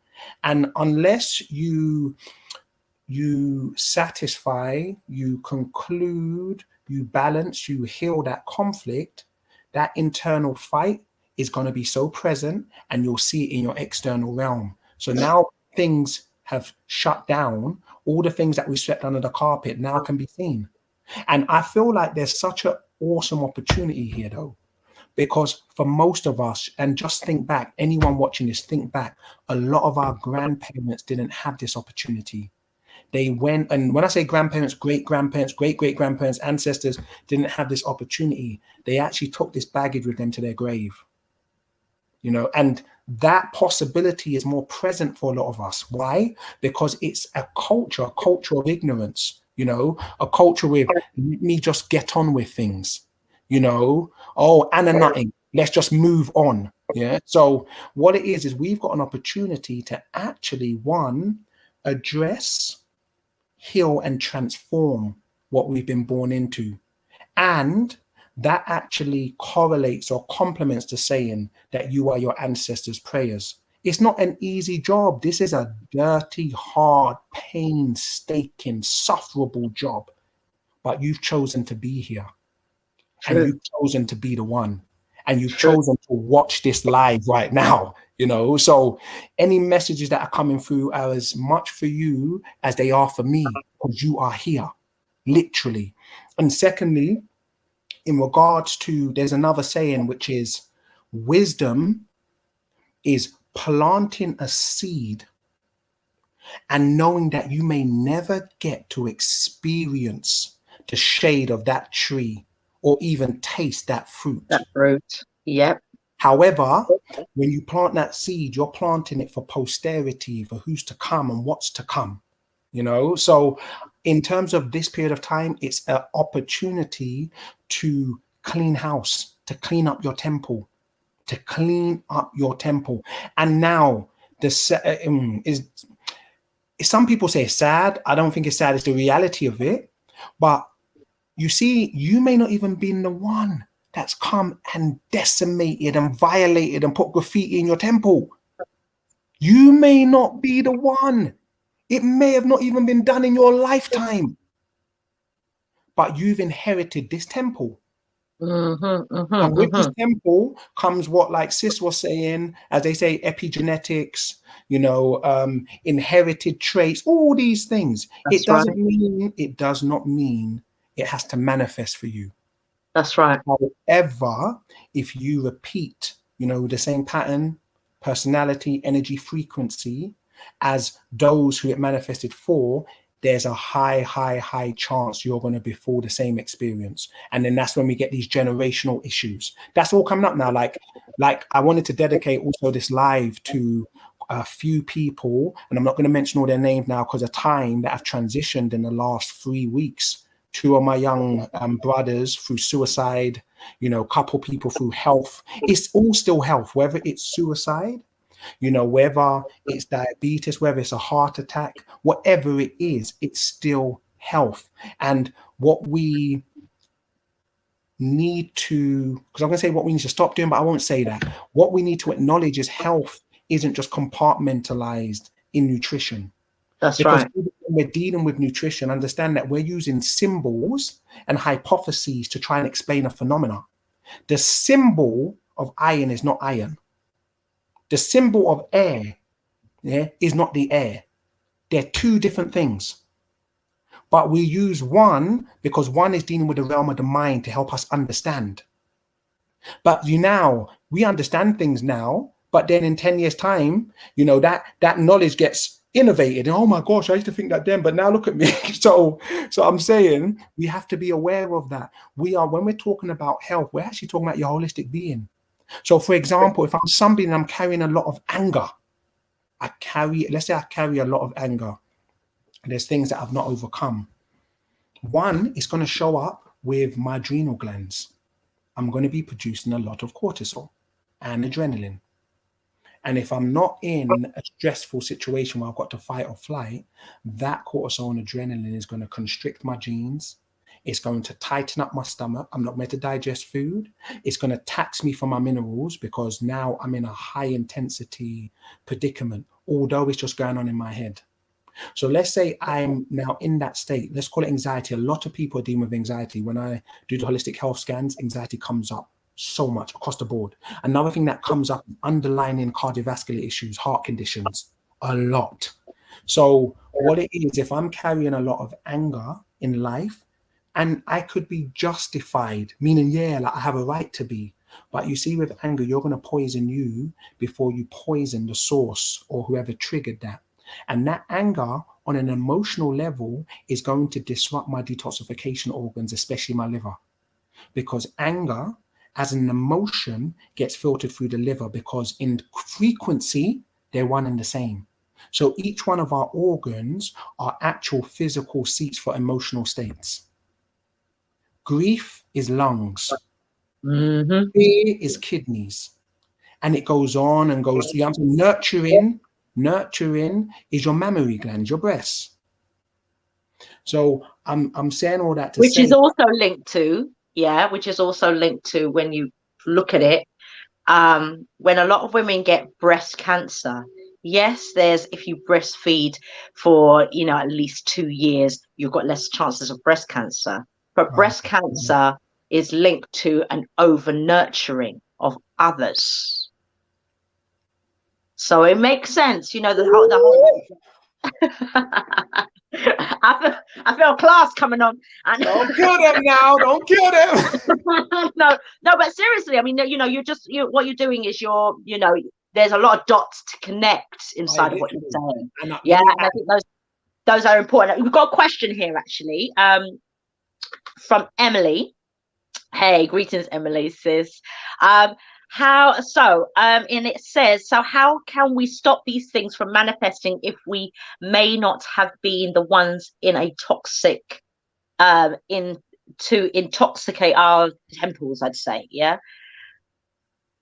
Say it, please. Rephrase Let me that. put it up. So I'll read it again. Hold on. So it says, so how can we stop these things from manifesting if we may not have been the ones to probably intoxicate our temples? Beautiful question. Beautiful question, because it's about solutions. And then also Auntie Angie recommended the book, The Spirit of Intimacy. I do. That's a go-to book. Oh, that's my book. Come on. There's That's another my book. Come on. So Convos soulmate, come on. Come on. Shit. Da-na-na-na. Anyway, I'll give it, doing the festival coming up. There's some yes, but I will talk about that next week. I'm doing the Convos soulmate in honor of her next week. Yes, and it's gonna be wonderful.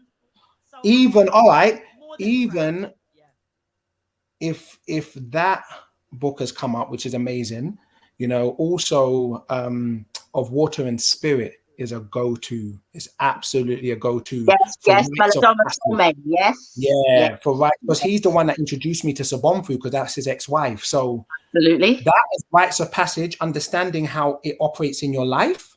Yes, like it's a no-brainer. Then there's another book called The 7 Stages of Healing. Okay. 7 Stages of Healing.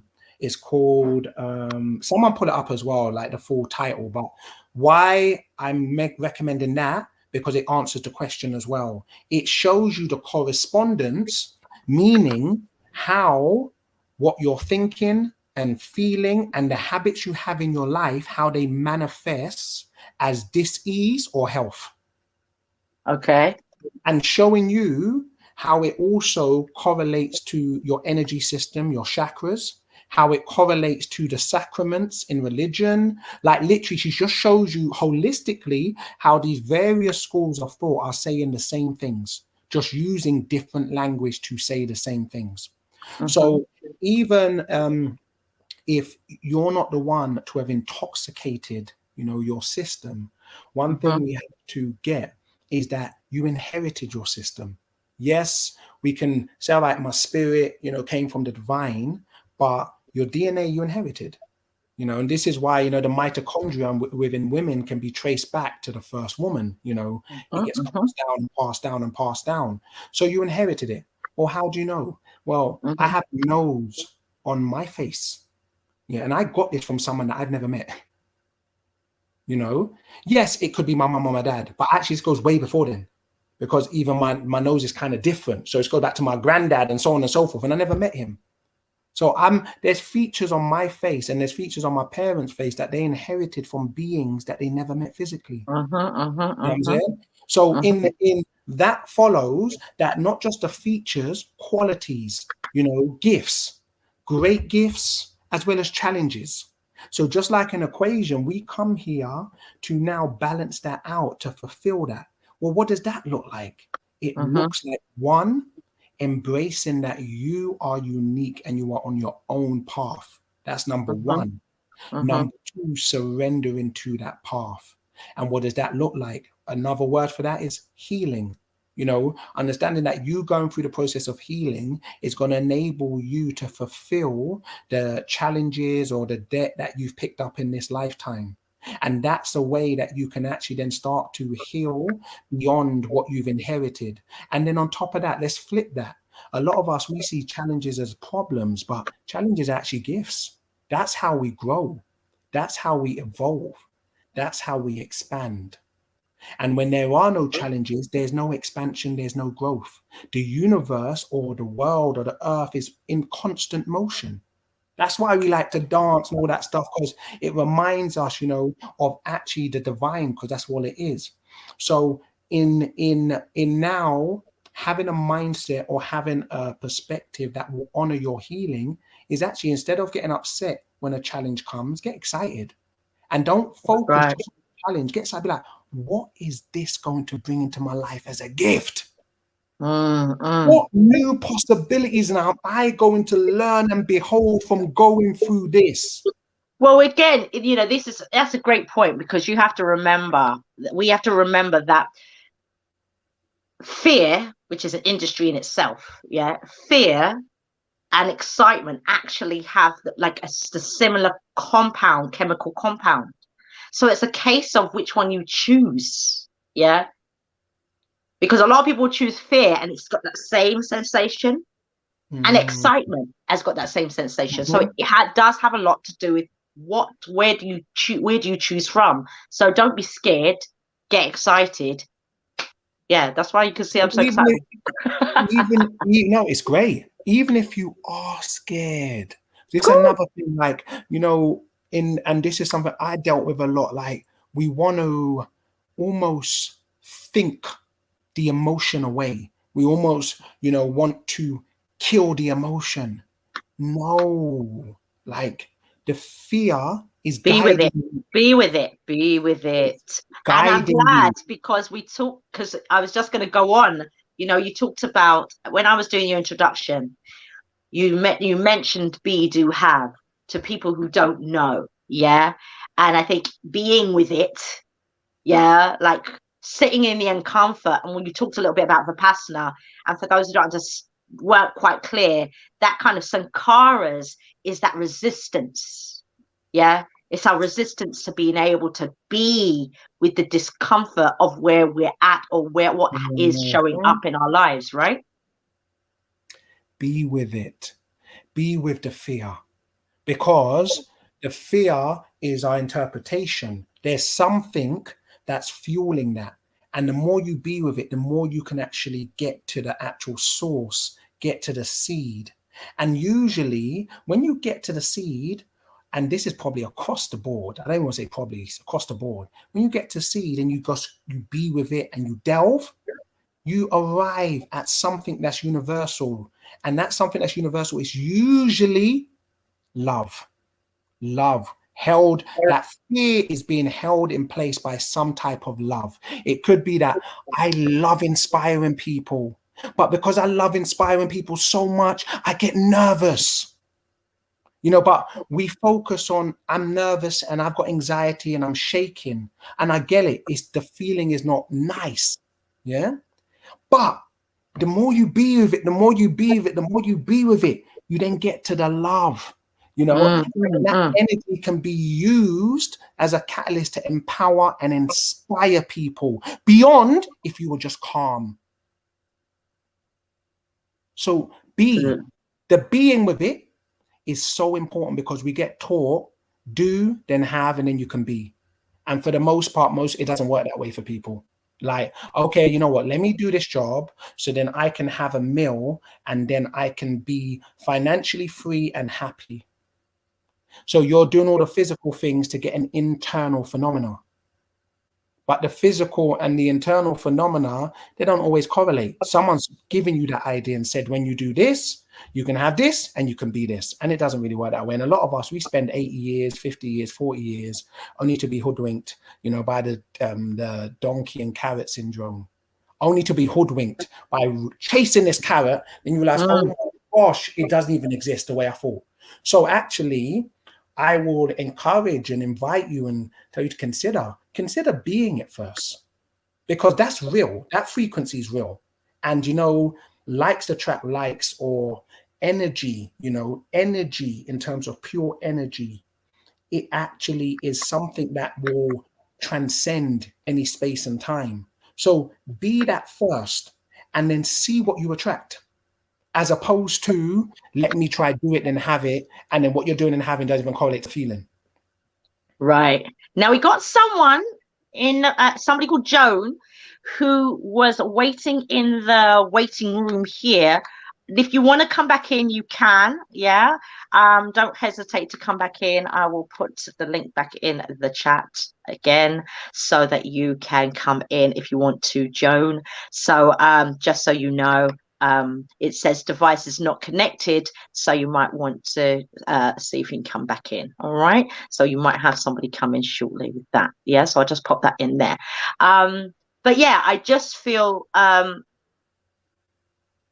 being, I love the power of be, do, and have, because in my field I have to, the work that I do means that I have to have women get into a particular mind state before the baby comes. It's not about being a parent at this point. It's about who you're going to be prior to your physical parenting, because technically you're parenting already. Yeah. And sometimes people don't feel that. They feel disconnected from it. They feel like, okay, well, when the baby comes, exactly. Then I become dad. Then I become father. Then I become mother. As soon as that, yeah, conception has taken place and gestation is going on, you're a parent. Come on. And it's parenting your children before they are actually born. Yeah. And so your mind state.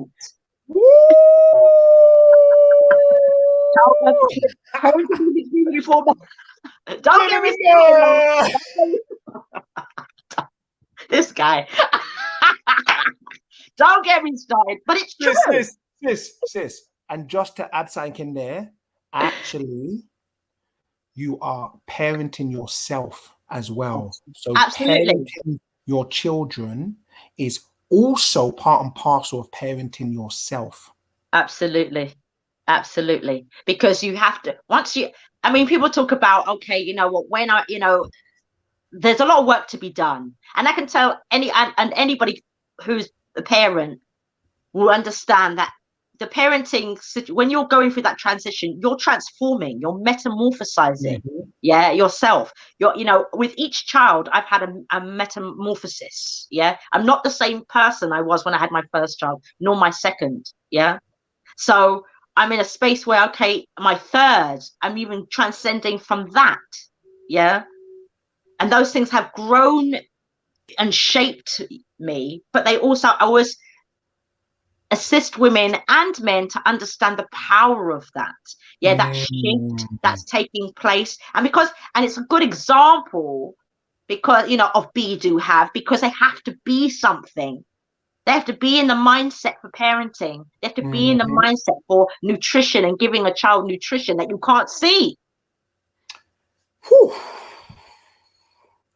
Sis, there's a saying that I saw, because I love memes. I love sayings. I love sayings. I love memes. Yeah, I'm always looking for like inspirational memes. And there was a meme that I saw it a few times, and it says, heal, parent your childhood wounds. So you heal, parent your childhood wounds. That's right. So your children do not have to heal from you. That's right. Heal and parent your childhood wounds, so your children do not have to heal from you. Fire. And this is why, this is also why you can take it to another level when they say the frequency that you occupy, meaning who you're being when you conceive or inception, determines the frequency of the energy that we will say a soul that comes through. Now, I have an auntie, she's like a second mom, and she was telling me about what she was doing in her life when she had each of her children. She has 3 girls. And she said literally their countenance, their characteristics complement and are mirrors of what was going on in her life. Literally, she was 3 different people.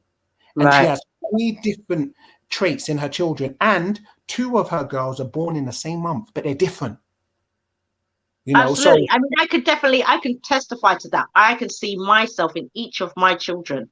They're so like me in different ways, and different parts of me of who I was. And if you're not careful as well, your children can live, it's not just, if you eat the same things, you get the same diseases as your parents or grandparents and live the same lifestyle.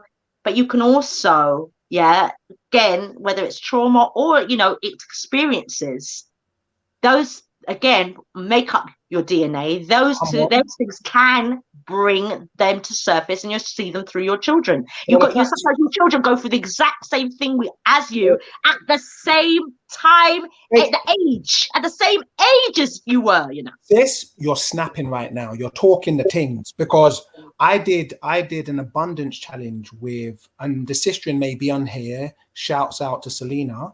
Done an abundance challenge with Sis, and when she went and started doing a little bit of research, because you have like daily tasks you do, one of the tasks was to ask her mum a few questions and so on and so forth. She was gobsmacked because she's cool with her mum. They have a good relationship, all of that stuff. But because she had never asked the level of or the depth that was within these questions, she realized that actually she did everything the same as her mum. The children she's had, when she had her children, also the distance between her children. And everyone was like, whoa. So we don't actually even realize, that the DNA, people start thinking, oh, you know what, it's just DNA. No. The DNA has programs. You know what I'm saying? Totally. And these programs are not just in, just say, the last 100, 200 years. This is from time immemorial, so you can tap in, tune in, and turn on any type of program or any type of actual command that's in that DNA going back trillions, millions, I don't know how long, but literally. Absolutely. So bearing that in mind will make us a bit more aware and conscious, that this body is a technology. You don't sit down thinking, how am I going to digest this food? How am I going to take the nutrients? You don't think about that. The body is doing it automatically. The body is an alchemist. So we sit here being, oh my gosh, I want to be this, I want to be that. But you have a scientist in you. You have an alchemist in you. You know what I'm saying? You have a nurturer in you. You have an actual physician in you. But are you honoring them? Do you acknowledge them? Are you sending love to them? There's what also comes up in holistic health scans, apart from nutrition that's specific to each person, apart from the emotional work that's specific to each person, and apart from products and so on, also comes up is services. And one service like this, there was a service that's come up a few times called Body Talk, talking to your body. The organs, they have a resonance. The organs communicate. Some oh yeah, that's airy fairy. But that can be proven, like right now. If there's something going on with your blood, so for example, you are eating a lot of sugar, a lot of carbohydrates. What happens? People start thinking, oh, it's the pancreas that gets affected. No, the liver is on job. The liver comes up and says, you know what? I'm not going to keep this sugar in your blood, because if I do, you're going to die. So I am going to transform this sugar into fat, and I'm going to store it. I'm going to first store it within me, self-sacrifice. Imagine that. That's love. Liver says, I'm going to sacrifice my efficiency and store this sugar in me as fat for a later date when you need it. And then what it says is that you're having so much sugar that I actually can't even store the rest in me. So what does that do? That sugar starts turning into, the fat starts turning into liver stones and gallstones. And then what does it do? It says, all right, cool, I'm going to store it around your organs. Then when that's too much, I'm going to store it in your arteries and your veins. And what we do, we are taught to call those particular conditions high blood pressure, heart attack, diabetes, this, dementia, Alzheimer's, we start calling it all different names, not actually acknowledging where the cause may be. So with the scans, it's about the cause. We don't just deal with symptoms. Symptoms are great as a language or as a signpost, actually directing you to where the cause is. And so your liver is conscious. That's why if someone gets a liver transplant or even a kidney transplant, they'll even let you know there's people that have memories that are not from their lifetime, because the memory stored in that organ within each cell, because the body has its own mind, it has its own consciousness. That's why you don't have to tell yourself to breathe. The body knows what to do. You don't have to tell yourself, build muscle. The body knows what to do. No, the body has consciousness, so you can pick up other people's consciousness, by actually organs and so on. And this is nothing new. I'm not saying anything new. It doesn't belong to me. This is stuff that people know. But I'm just letting you know that talk to your body. The first love is love for self. And you honor that. You honor self-love by what you're putting in your mouth, what you're putting in your mind. Talk to your body. Get familiar with this technology, this great, divine, best technology known to man, known to species, known to the world.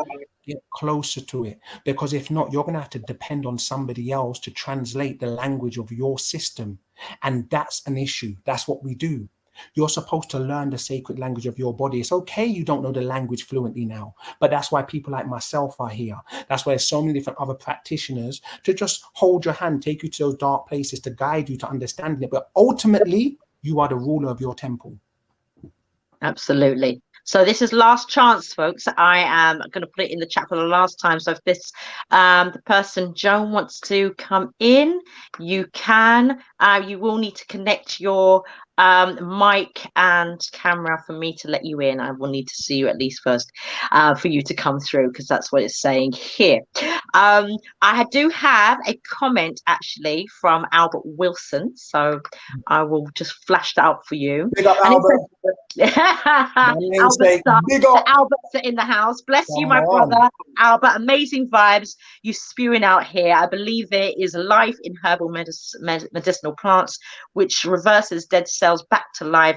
Cell rejuvenation plants reversing aging. Come on. Part the thing tonight. No, if I do a part 2. There was. That's been fantastic, and I think these kinds of conversations are really important. We often, we had a brother here previously. We're talking about microbiome, and we're talking about those kinds of things. And I think it's important to have conversations that people, we can have general conversations around health and diet, but we have to be able to build on what we know, and one of the things is also about, guilt. Food and guilt, is an important conversation that, you might want to open up, because I tell you this, and I'm going to say, and this might be controversial for a lot of people, but when a woman is pregnant, and I tell every man this, when a woman is pregnant, she has cellular memory. So she has a memory of what she ate in her own childhood, what she used to also ate in her when she was in her mother's womb. So you can't come along and try to fix this woman's diet, when her cells know what it needs. That's why you'll see women eating, chalk and different things, because they're nutrition, and mud, because there's a nutritional deficiency. And it's okay if you, with the right support and the right structure, but it's not an opening for people to be like, right, okay, because what you do is you give yourself guilt, and those kinds of the stress, when you're carrying a child, it's very important that the mind is the food. That child is everything that the mum feels, the child feels, through hormones. You're feeding the child through what's going on here. So if the mother is feeling guilty for this and that and the other, and what she's eating, what she shouldn't be eating, where's it going to go? And then when you talk about we talk about go fast forward, when we talk about people comfort eating, where does it go? So, food and guilt is a major thing. And I think, always try to change your diet when you're pregnant, before you're pregnant, and after the pregnancy, especially when you're breastfeeding. Ladies, just a little note, don't think it ends there. When you're breastfeeding, that's when you have to go hard on your diet. Because now the baby, if you're not eating right, that baby's catching a cold left, right, and center, because you ain't got no vitamin C going on. And women will literally have a lot more, they're more likely to be anemic because the baby's taking so many nutrients from them. So it's really important for people to understand those types of things, and they will understand it in a setting like that. But often you find, and I'm going to be angel's advocate here, you find that people who are healthy, people who are very much into plant-based food, they can have a tendency to make other people feel guilty about what they're eating. And I always think that's a dangerous game. I don't subscribe to it. Even if I didn't eat a burger, you will make me want to eat a burger. I'll be like, right, okay then. Fine. Let me eat a burger. See what that does. You're rebellious, boy. Because at the same time, it's like you can't guilt people into eating right. Yeah.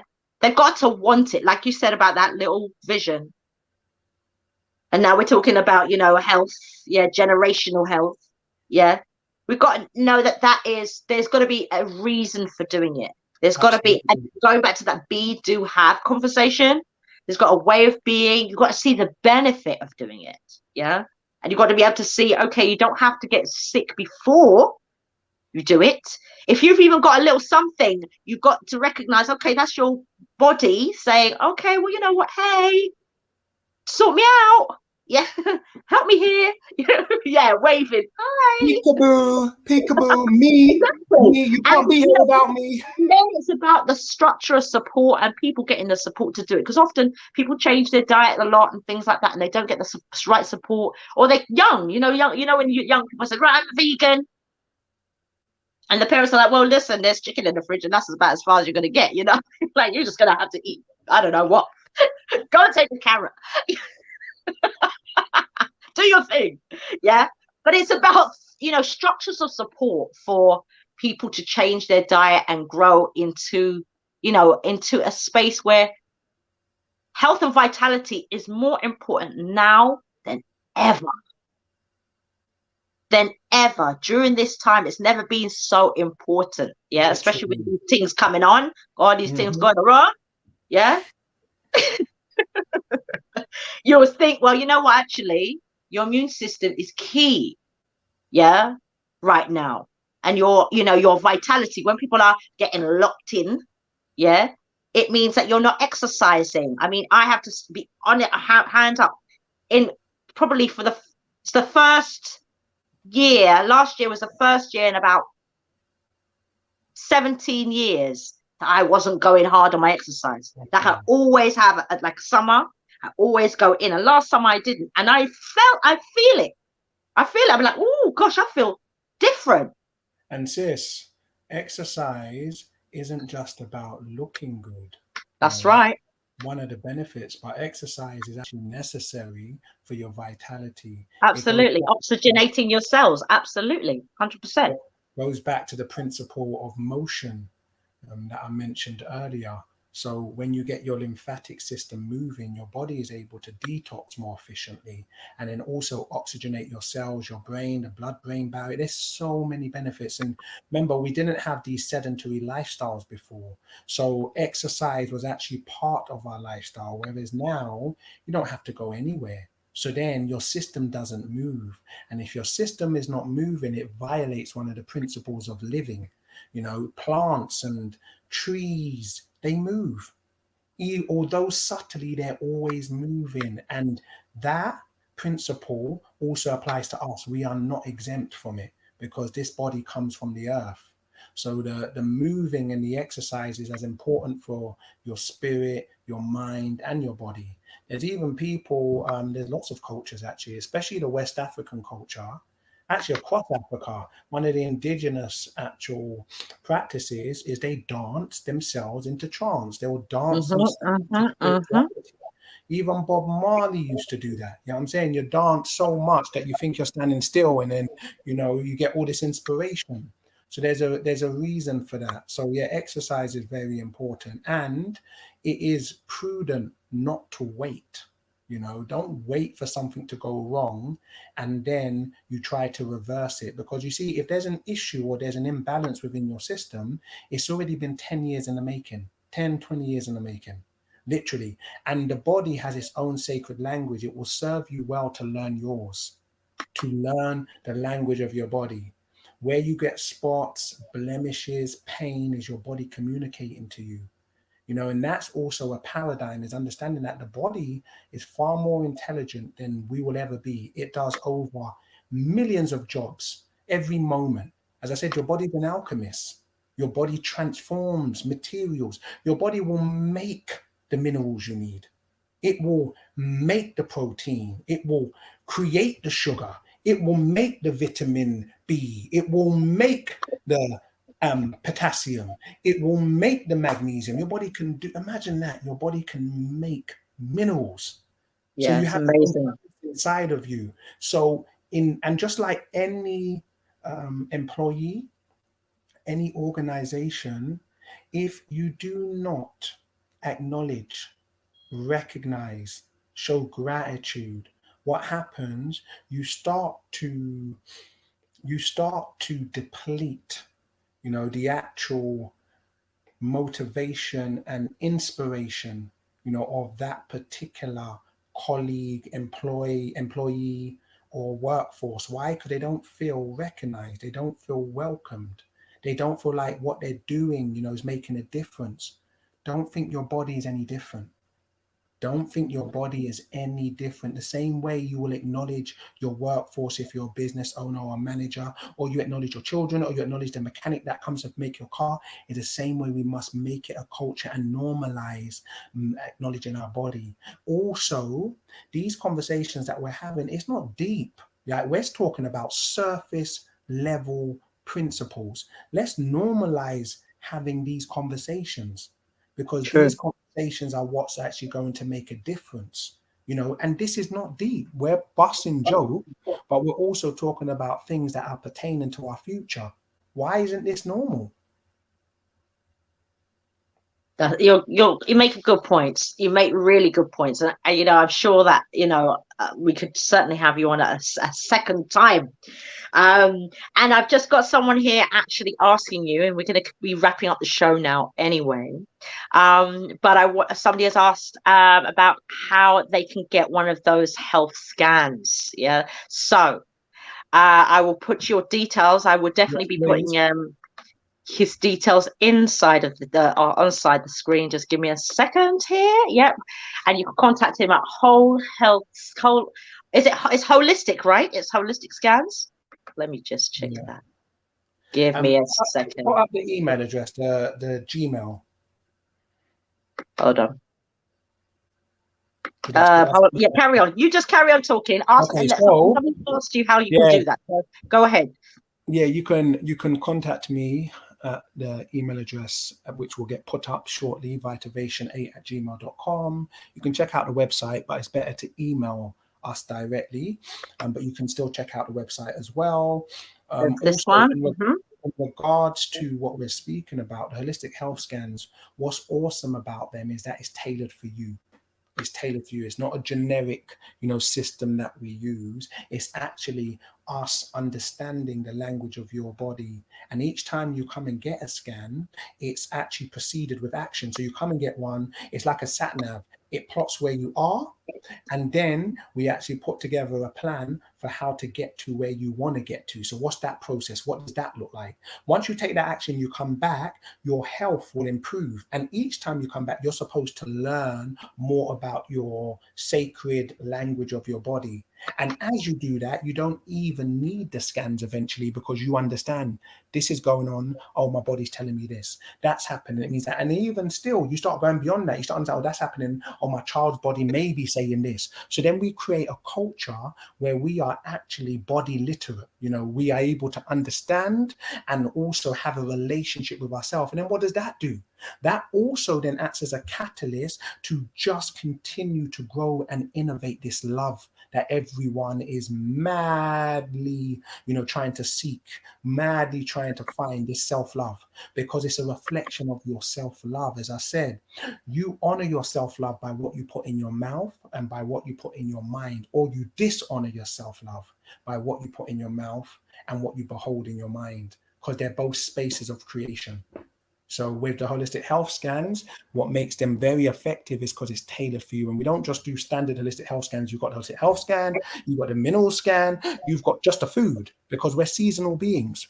And being seasonal beings, nature puts in the particular season you're in what your body wants and what your body needs being in this environment. But we violate that because, we can get avocado all year round. You know what I'm saying? I'm guilty of that. Avocado all year round. And if it's not in the shop, I'm upset.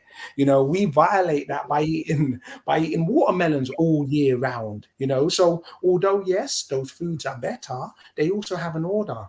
Because why? Your body needs certain things at certain points of the season. So those fruits and those vegetables, they bring them. But when we eat them out of juice season, now your body is trying to digest something that it would digest in the summer in the winter. You know, so there's going to be an imbalance. So you see that in the food scan, which is called the Food for Wellness scan. The holistic health scan encompasses all of that. It has the food for wellness, the balance scan, it has the nutritional scan. Then there's specific ones we can do, checking out just your immune system. You could be like, I'm having an immune response. I need to know what's going on. What would also come up is what toxins are in your food that you're consuming on a daily basis, because we have different intolerances. So someone, they could be cool eating nuts. Another person may not be, or someone could be cool, you know, having, I don't know, olive oil. But me, I may have had too much olive oil. So my body said, no, calm down with that now. Give it another 3 months. How do we know these things? How are we going to be in tune when we're not in tune with our body? So what the whole service is to really make you an avenger for your body. You're an avenger for your health. You're an avenger for vitality. And what enables you to do now is to manifest. This is where I'm going. Okay, this is where I'm at. These are my steps. You take the steps. You come back. You see an improvement, and so on and so forth. So, you know, there's another saying, which is, physician, heal thyself. Physician, heal thyself. And what that means is you are the physician. You are the one. You are the one, Neo. You're the one. And as the oracle said, you have the gift. You have the gift, but I don't know what you're waiting for. Right. Right. Let me just get this in here so that you've got your banner. Give me a second. There you go. That was it. Oh, We're there. We're there. We're there. We made it. Come on. So yeah, email, by all means, email Albert there.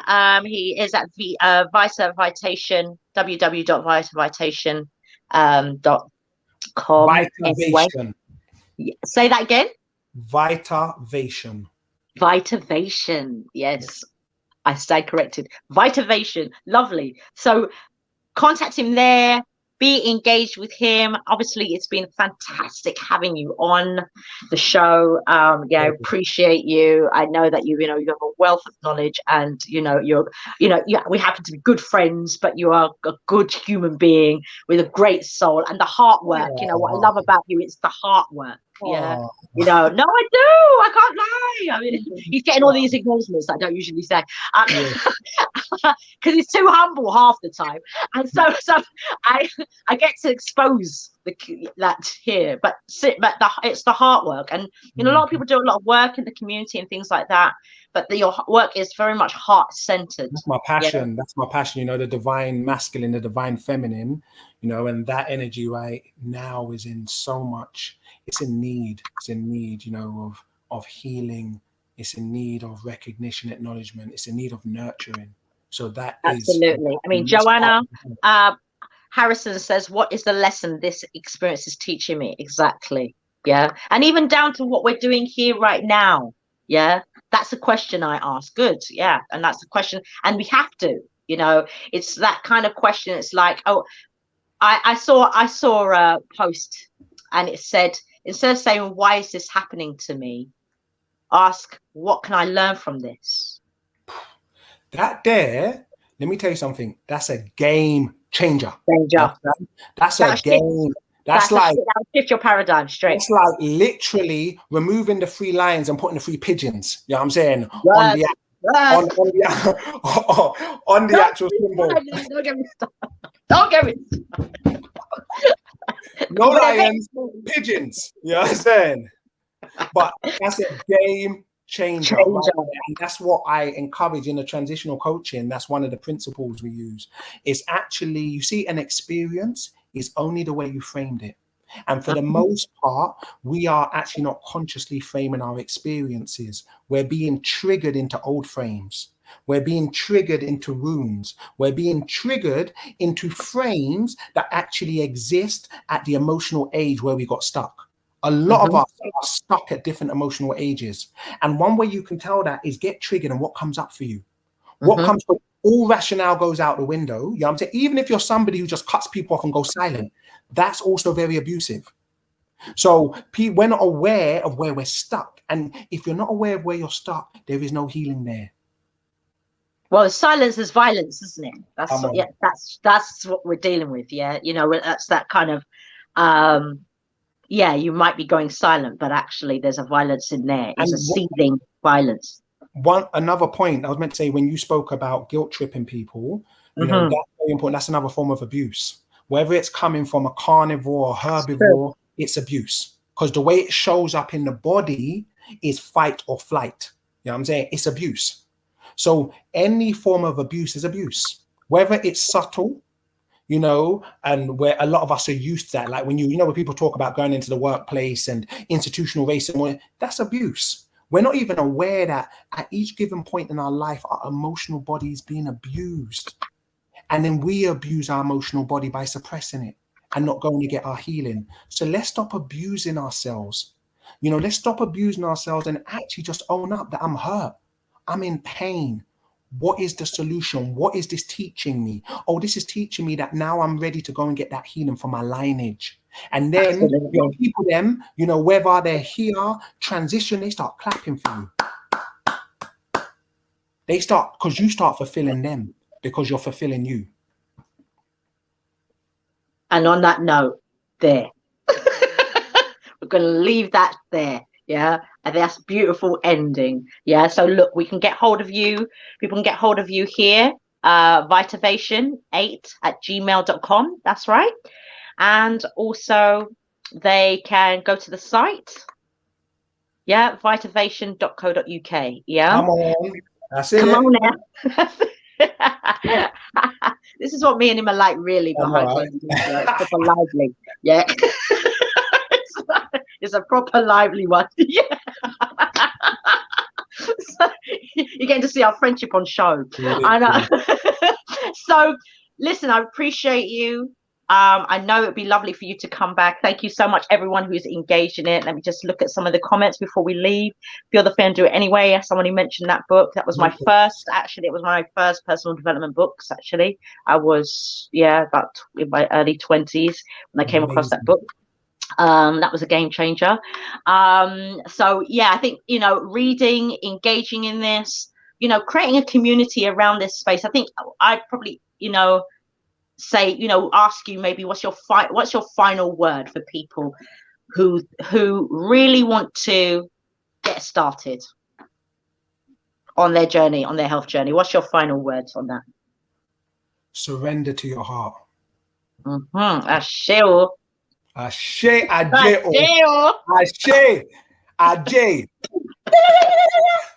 All right.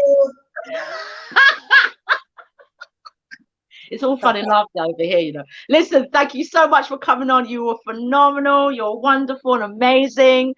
I love you to pieces, as you know. Give thanks. Keep up the hard work. It's one of the reasons why you're such a phenomenal brother, and you touch so many hearts and so many lives, and so many people love who you are as a spirit. Thank you so much for being you. Thank you so much for coming on, and we'll be in touch very soon anyway. But give thanks. We'll catch up soon. Thank you for having me. Thank you. So, folks, welcome to my family. Welcome to my village. This is one of my village. Yeah, he's phenomenal, brother. I love him to pieces. He's like my little brother. But he's like my little older brother. Sometimes, we can have different reasonings. There's no age gap. There's not much of an age gap, but there is a different age between us. It's just like, there is nothing, it's like I really see him as a soul, an ancient soul. He's a phenomenal human being, and I really appreciate that. And these are the times, these are the kinds of conversations we need to have. We need to be dealing with the heart work. We can't be dealing with superficial, let them do their superficial thing. Let them carry on with their racism and do their thing, because right now, what's important is our connectedness, our healing, our sense of who we are. Let's focus on those things. So I just want to say thank you so much. Next week, we will have Dr. Sister Sandra Richard, a phenomenal elder, another one of my village family, one of my mothers from the village. She is what I would say, it's like W.D. Du Bois would say, double consciousness. She really works from a double consciousness. She's had to work inside of the corporation, but she knows how to flex. And she deals with education and all sorts of things. And I think it would be fantastic, especially as, schools out for summer, universities going to be shut down. these types of things. Yeah. So while everybody's off for the holidays, it's important to kind of connect and get the children ready. Don't take your foot off the gas at this stage, folks. Yeah. Be ready for September. Be ready for the whatever it is they're going to be creating in August, because something's coming in August. It's just, yeah, I know that Monday is the day, you know, lockdown is over. Yeah, don't be fooled. Okay, so just keep your eye on things and maintain your health. Okay, so with that, I am going to say good night and thank you so much for coming on this evening. Thank you for being here with me and being patient with me as I do this, all the technicals and the show at the same time. I give thanks. So lots of love. See you next week.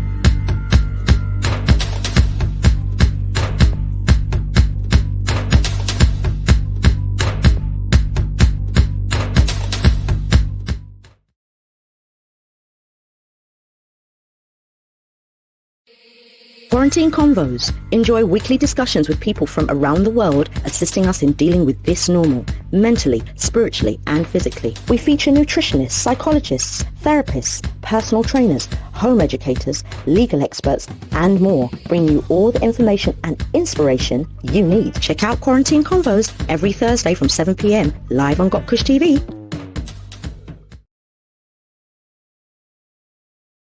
"2020, a year of many unforeseen challenges, where all had to adjust to a new reality, and despite it all, Got Kush TV was and still is here to serve you. And what a year it's been.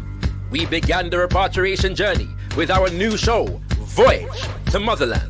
We dropped the knowledge as you took your seats in the Kush Communiversity and joined us to hold a meds with the Ankh Doctor. Got Kush TV invited you to get involved in conscious, controversial conversation and enter Decipher. And when the world went into lockdown, we kept you connected with the Quarantine Convos. We kept our finger on the pulse of the community with coverage of the Reparations Rebellion and the Black Pound Day All Dayer. Not to mention more wordsmith and a slew of new music video releases for your viewing pleasure, and the official launch of the Got Kush TV website. We also brought you events including Women of Power and of course Black Tricity. Now in 2021, Got Kush TV is continuing to level up the thing. First up, we are pleased to inform you that gotkushtv.com is open to exclusive membership. Sign up to any of our membership tiers and you will gain access to playbacks from all our events and an ever-growing list of exclusive original content, including interviews, documentaries, and shows such as Kush Communiversity. To become an official member of gotkushtv.com, simply hit the membership tab. Stay tuned for continued updates. Then there's the new shows. Look out for more Decipher, Wordsmith, Hold a Meds with the Ankh Doctor, and weekly episodes of Quarantine Convos focused on health, wellness, education, and inspiration for our community. As always, the Got Kush TV film team is available for hire to cover all your events, adverts, infomercials, and all filming needs. Visit us at gotkushtv.com for hire inquiries and more information. Stand by all black businesses through our website, social media, and show content. We have monumental advertising, sponsorship, and network opportunities catering specially for you. Check out the advertising page on gotkushtv.com for more information. Got Kush TV is in full flight to join us for the ride.